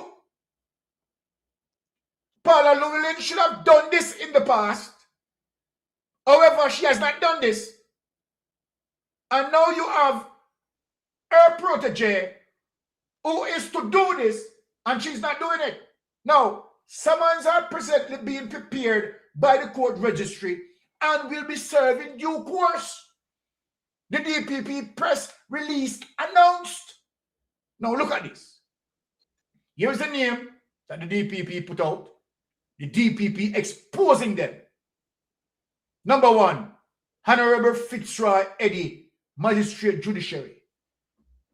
Sanju Engla, General Manager, Ziz Broadcasting Corp. Ricky Lenrick Lake, Chairman, Urban Development Corp. Rutilin Harris, Member, Public Service Commission. Howard Brady, General Manager, Nevis Air and Seaport Authority. Stedman Truss, Chairman, Nevlik. Albert Garden, General Manager, Nevlik. Pamela Martin, Chairperson, Nevlik. Now, let us get into where we're talking about, right? The DPP, Jamaica DPP lost her moral compass. The Commissioner of Police lost his moral compass. Now, look at this in terms of what the DPP is saying here. Now, combating corruption and maintaining public trust. What is important here? That the DPP and the Commissioner of Police is to combat corruption and maintain public trust. Now, open quote. Now the DPP is speaking. I wish the DPP, like Paula Llewellyn, like Claudette Thompson, I wish to reiterate the importance of these declarations in combating corruption and maintaining public trust. Public trust. Were I to fail to follow through on my warning of certain prosecution, not only would the credibility of my office be damaged as it relates to Paula Llewellyn's office and as it relates to Claudette Thompson's office because of their inaction. The credibility of their office has now been damaged. But hear what the DPP said. But it would also set an harmful precedent that laws can be disregarded without consequence. And that is what Andrew Holness and his administration is doing. Disregarding the law, ripping the Constitution. The DPP and the Commissioner of Police allowed him to do that. You hear what the DPP said? These charges will carry the full weight. Jamaican people, see it here. These charges will carry the full weight of the Integrity in Public Life Act, with potential fines up to $30,000 or imprisonment for up to 3 years.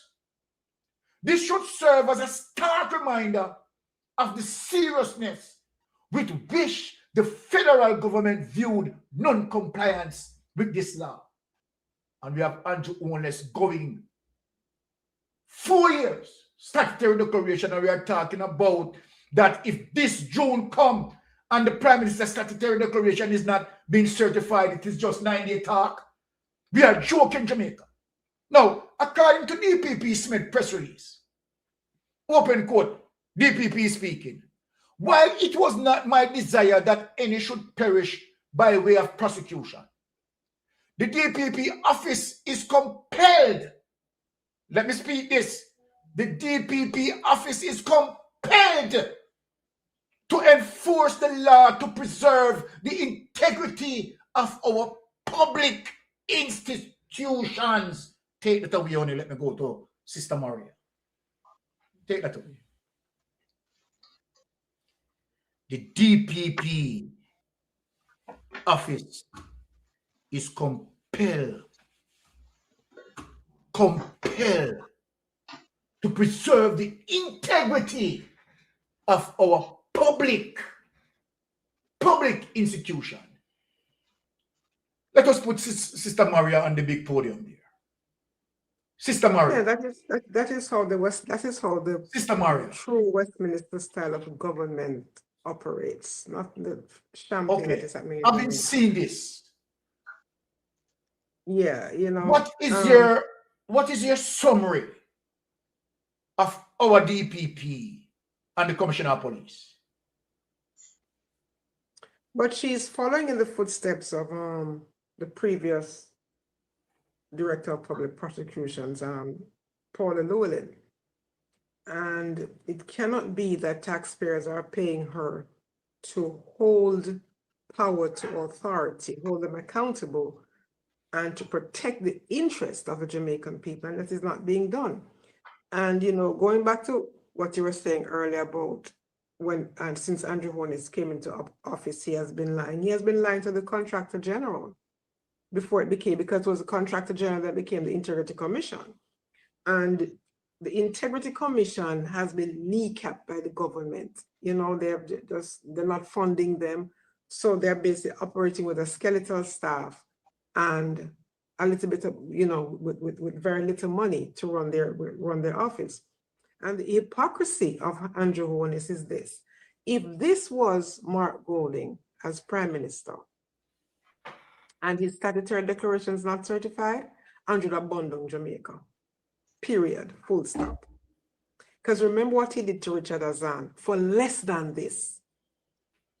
Less than this. And Richard Azan, I don't know how Richard Azan sits in the parliament looking at somebody as corrupt as Andrew Holness and said, look at you. You know, it is difficult not to say something, you know, unkind towards somebody like Andrew Holness. And it's like, you know, some aspect of the legal system is holding up. The judiciary, to some extent, is really holding up. But the JCF has dropped the baton because they too can do things, because reports put up by the IC can be followed up with by the DPP. And she has failed to do that, you know. And you look at all these things, and the truth of the matter is Andrew Holness inherited a democracy, though flawed, at work. He used that democracy to become Prime Minister. The democracy worked for him.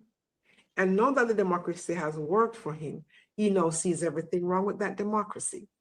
But we also have to understand that he has zero respect for the Constitution. And in having zero respect for the Constitution, he has zero respect for the Jamaican people. And proof of that is when what he did to Tufton and Arthur Williams, signed undated resignation letters.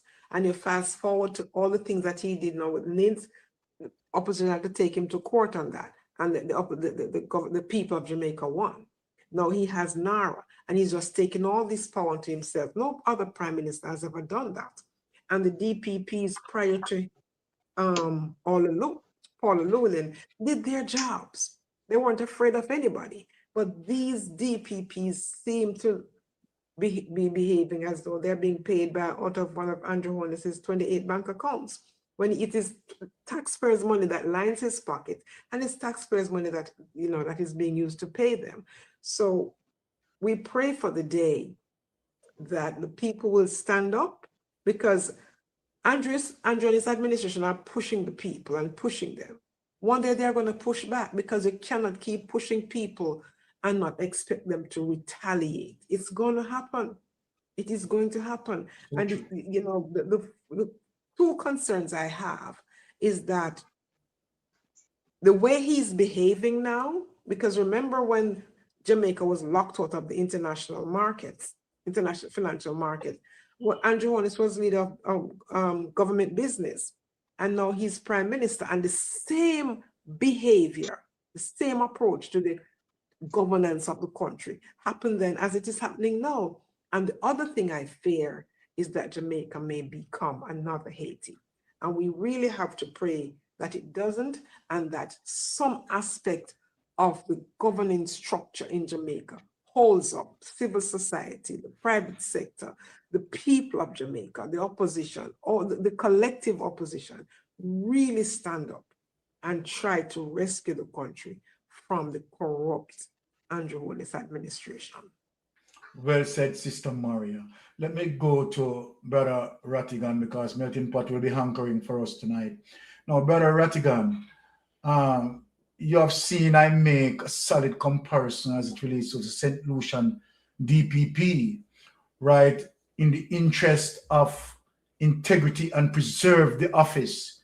You have seen that DPP in St. Lucia, right, came out and did what he had to do as it relates to, right, his office, and as it relates to the pursuit of justice, right, and ensuring that justice being delivered. But when you look and to make the comparison between St. Lucia DPP and the DPP in Jamaica, it's night and day, right?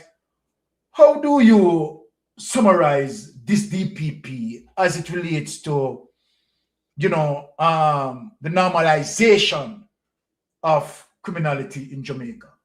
Go ahead, Brother Ratty. Well, this DPP, and we did some research on her. She has failed miserably as a line prosecutor, and I want to say I don't mean lying prosecutor, because some people lying. A line prosecutor, yeah, and also as acting DPP. She's failed miserably on some major cases. So I didn't have any confidence in her coming in. There are other people in the group that I thought would have been a better fit and a breath of fresh air. Instead, they selected her, and as we know, she studied at the feet of Paula Llewellyn. So, and there was a conversation that at one point when Paula Llewellyn was out of the office, when the court ruled that she couldn't continue with her tenure, and this lady took over, there was talk that Paula Llewellyn was actually running the office, through this lady as a surrogate. So I don't really expect much. And then again, you have to look at who she's serving. That position is a position created in the Constitution, but at the end of the day, she answers to the Prime Minister. So I really didn't expect anything much from her based on her past performance, and she's acting true to form right now. She's not doing much, and so if you're looking for the true administration of justice, you're not gonna find it in Jamaica. If you're looking for prosecution of policemen accused of extrajudicial killings and for them to go to prison, it's not gonna happen. If you look at corruption in Jamaica, the cases, it's not going to happen. It's just not going to happen. And on top of that, you can layer the fact that in the good years, the conviction rate for murder in Jamaica, it was disappointing, very disappointing. And so now it has gotten worse because what this prime minister has done, and I repeat, he has strategically placed people in positions where he knows that the loyalty is strong enough that they will not take any action against him. And look, Westcon, if there's one case that the prime minister really, really should be brought before the bar of justice, and it was that case in Westcon when he was minister of education and the bushing scandal and all of that over, in this part of town. And what happened? It didn't happen. Didn't happen. And now we see that he has a case now before the Court of Appeal. He has a case over with TAJ. He has a case over at FID. God knows we have cases. But is this man worried? Hell no. He's not worried about it. It's just a collection for him. It's like, okay, all right, fine. Let them go ahead. What them going to do to me? Because I'm not going to suffer any consequences. Nobody's going to send me to prison. They're not going to take away my assets. So I'm good. I mean, when you read the commission's report on him going way back to 1998 or somewhere around 1997. It was in 1998 he took seat, though. He won it in 1998. He won and took seat in 1998, correct, yes. Yeah. When you go back from way back then till now, this man has been under a cloud, and it's like it don't bother him one bit. And you know what's worse now? What's worse now? He has a partner, his wife, and people. When I tell people these things, them laugh at me. Them say, "How is it that you have three branches of government, executive, legislative, judiciary? How is it that you can have two branches of government sleeping under the same roof?" Exactly. Not even not the same bed, but they sleep under the same roof. And then you have tentacles going over to the third branch, the judiciary. Because remember, when they with Sykes, when said to Sykes, say, listen, yeah. So it's going to be, if we think it's bad, it's going to get worse.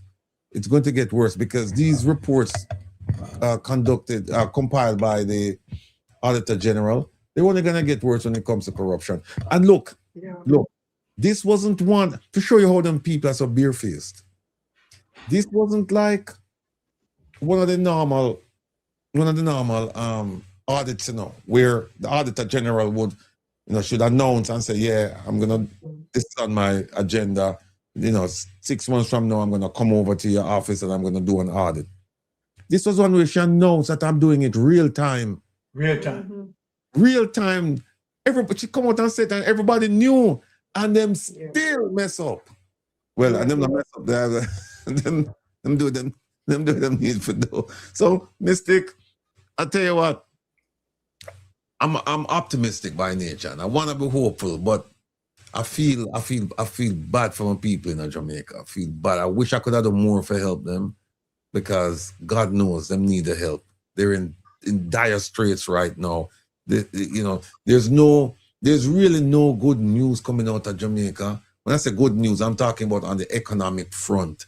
There really is no good news coming out. People are suffering, and there is no end in sight. And we just are knock on wood. Hurricane season soon start, and we hope that God spare Jamaica another hurricane, because believe me, them can't take another one. Cannot take another one. So, Brother Ratty, Lan said, could someone take the Auditor General report to the IC to see charges? I think so. But the question is going to be who? The best way to do that, Larkland, you have to get together with one of the, because I was just talking to a major player down in Washington, D.C. about taking some stuff to The Hague. And he gave me some advice. The problem is that people are afraid. Let me just share something with you. I'm working with somebody in Jamaica to bring an action on the international front. Cause we do the magnet scan, nobody sign up for it. Because when I say nobody, not enough people, because people afraid and say, well, the government I go system is sign it and blah, blah, blah. All right. So I said, all right, we're gonna do something now on our own. We'll try and get something done. And we had some people provide some research on extrajudicial killings going all the way back to 2001. Outstanding work. And at the end of the day, we're in the middle of the project, and the people them just say, boy, them can't do it, because what happened is that apparently they had some relative who was killed by the police. And it start bring back some bad memories when them start dig up and them start do it. And them quit right in the middle of the project. Them just say, boy, you know. And I'm telling you, we were off to a good start. I mean, when I look at the stuff, I say, yeah, this is stuff that we can actually bring. And them just say, boy, sorry, we just, you know, the emotions, them just say, can't get past that. So the question is, yes, Larkland, but who is going to do it? Who? And the advice I got was that what you need to do, you need to get together, you need to sell the idea to somebody like an Amnesty International, and you have quite a few of them. And in fact, they gave me the list. The problem is that a lot of them involved with stuff going on in Washington, D.C. right now. So they're busy with what's going on in Washington, D.C. that unless you have a really, really, really good project, they won't take it on. And another thing is that because of the connection now between Kingston and Washington, they feel like it's probably not a good time to do it, you know. So everything is basically on hold. I've been on hold right now because of something that I was supposed to do with some people in Washington, and I've been waiting for quite some time now, and it's just not happening because people just afraid. I'm afraid in Jamaica and I'm afraid here. So, all right, yeah, that's where we are, my brother. Okay, all right. We had already exceeded that 10 o'clock threshold. Let us just have Brother Melting Pot close us out. Brother Melting Pot? Yes, sir, Lord Byron. Thank you for the privilege, you know. Now, as it relates to the subject matter of DPP within, you know, the Caribbean, and we draw the comparison between St. Kitts and Nevis and the Jamaican DPP. There is no comparison. And the simple fact of the matter is that the DPP in St. Kitts and Nevis assert authority of his office, while the DPP in Jamaica sleep on a pillow of corruption in her office. Exactly. That's a simple fact of the matter. Exactly. And I mean, you know, this is very, very insulting to the people in Jamaica who is looking for justice coming out of the DPP office. Now we know for a fact that Andrew Holness is being very strategic and clever in his move, his chess move. If you notice, him no use man in a female office, you know, in a DPP concern, you know. It's female him use. I don't know if it's because him can bully them or him can bribe them easy. But one out of two. Because his DPP has been corrupted to the core. Yeah. I remember we see we extend Paula Llewellyn in time, you know, beyond their time. And nobody could, you know, stop this man from carrying out that type of procedure. And we ask the question, this woman has long past her retirement age. It's like squeezing carrot. And you squeeze and you squeeze and you still have squeeze out of the trash. Because Paula Llewellyn was a trash in the DPP office. But Andrew continues to extract more corruption out of her. And in the same time have her mentoring this beast, Claudette Thompson. Because remember, you know, there was a lovely DPP in the office, you know, we call her Beauty. And this one is the beast, Claudette Thompson. They didn't want Beauty because Beauty exude more transparency. Yeah, she was not going along the line of corruption.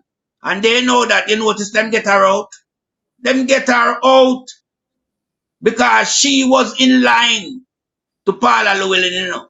And when the time with Paula Llewellyn and them put her on pause, Paula Llewellyn wasn't on pause because Beauty is supposed to take over the office, but it was still Paula Llewellyn performing the day-to-day activity of the DPP. So, and she was being paid as well. So, ask the question. Jamaican people not see that as a cause of concern. Uno should have demonstrate. Uno should have demonstrate down a King Street and Barry Street. Because down there's our office there. But what uno do? Uno just play devil's advocate with Andrew and him nastiness and him poison. Yeah, and see it, you know. It filter all over the society, you know. Where a lot of civil society individual are well up to their neck in corruption. Well up to their neck in corruption. Because there is no mechanism in place to prosecute people when they fall foul of the law. Because the ring around everything in Jamaica is corruption. Because the leader of the country is corrupted. Yeah, and so corruption becomes the order of the day. Yeah, it is so normalized that it's nothing to them, as Brother Rattigan said. You understand? So there lies the problem we have in Jamaica. We have to root out these people who are politically aligned and will do anything to serve the master of corruption. These people, we can highlight them from the various office that they hold. Yeah. We know the DPP, previous and current. We know the previous and current Commissioner of Police. We know this guy was say him as the National Security Minister. Him is a corrupt time to go as well. Yeah. And when you look on the man who have the powerfulest office in the country, Andrew Holness, him a corrupter. We have to root them out. To get rid of corruption out of Jamaica, we have to root out all of these people. All of these people must not enter back into public office. When you get them out, you put them in prison for a mighty long time. Because the extent of the damage that they have done to Jamaica, prison term can't even compensate for the damage what them done. We have to look on the high-level politicians them from within the Jamaica Labour Party and scope them for their corruption. Yeah? We have to look at several senior police officers in rank and file in Jamaica where you have to scope them for them corruption. And we know them. Fitzbailey a one. Him run Regan, him a one. Remember him protect the whole investigation surrounding Patrick Bailey thing, you know, up at Junior, you know, and several more cocaine will come to the country, you know, where him preside over, you know. Unfinished investigation and him gone. Which part else that could have take place? And I like him retire, you know, him gone take up a job in a Turks and Caicos. Yeah, so we are looking at these things, how we said to the Jamaican people, we have to make a change, you know. Because corruption does not enhance your life. It takes away from your life. Corruption will make your next generation impoverished. Yeah, and fall back into the days of slavery. Right now, we are seeing that in Jamaica. Yeah, right now, we are witnessing this type of activities in Jamaica. Simple because of corruption. You understand? When you have farmers are farming, you know, yeah, and can't make nothing out of farming, but a politician and make billions of dollars out of farming. They not see you going back in a slavery and work for nothing. Your farm produce a glut, while a guy have film thing in a cold storage that sell for high exorbitant price. Yeah? So we call these things corruption. These are corruption, and the farmers is one sector of workers in Jamaica that are feeling the corruption at the hands of the Jamaica Labour Party. Just look at the Moroccan fertilizer, where them get to enhance production of agriculture in Jamaica. You know, so them use it as a political football and play with people, play with the farmer them, give who them forget. Yeah, because what? They are corrupted people in charge of the country, running the country on a day-to-day basis. And people like Floyd Green must be charged for that. You understand? Must be charged and held accountable for that. Because that was an indictment on the farmers and a disrespect to the Moroccan government who give the fertilizer. Yeah, so we know the whole scheme about this administration is a mafia administration. Because when you play politics with farmers' life, yeah, what you are doing, you are disenfranchising the farmers. And so you are making sure that there is no food to feed your people in the country. Yeah. And if them can't even buy food, them have to buy it at a higher price. You understand? Because what you do, you minimize the production sector within the farmer, within the agriculture, yeah, amongst farmers. You minimize that. And so you have given Jamaican people no other alternative but to ask the government of the day to resign because the people are feeling from all walks of life. Remember, enough food are the staff of life. And when you impact food in your country that the people can buy the food in our country that's supposed to produce food to feed the people, then that's what you do. You bring back the people back in the days when Jamaica was ruled by the colonial master. And I yield back the floor to you, Sir Lord Byron. All right, that is it. And I want to say on behalf of Mystic Sensation, thanks to the panel to turn out, brother, Sister Maria, Ratigan, and of course, Melting Pot will close out for us. We want to say big thanks to all the persons right in the chat and all the persons who tune into Mystic Sensation. One love to you all, and we will be always blazing the fire. Remember, people, to tune in to Brother Ratigan and tomorrow. Brother Ratti, you want to talk about the show in terms of, you know, people tuning in to you tomorrow? Yeah, tomorrow we have a few things to talk about. Interesting stuff. Can't even think about them right now. Yeah, but tune in tomorrow at 8 o'clock New York time. And trust me, it will be an insightful program. All right. Bless up yourself, C. Jam Carty. Bless up yourself. All right, we are out. Love you, one and all. Everything. Have a good night, everybody. All right. Blessings. Melting Pot, Brother Ratigan. Hold on. We can't go. You're safe travel upon the gravel. Oh, we are going to go. Oh, she gone upstairs because, all right. But, I mean, be careful when you travel upon the gravel, eh?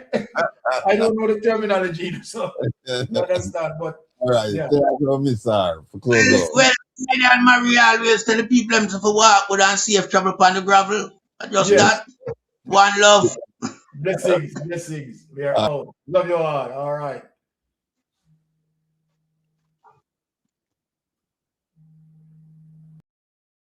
I don't want you come to me with that foolishness, you know. You elect a prime minister, and is a prime minister run the country. It is time we learn to hold our leaders accountable for their actions and stop making excuses for them. Stop making excuses.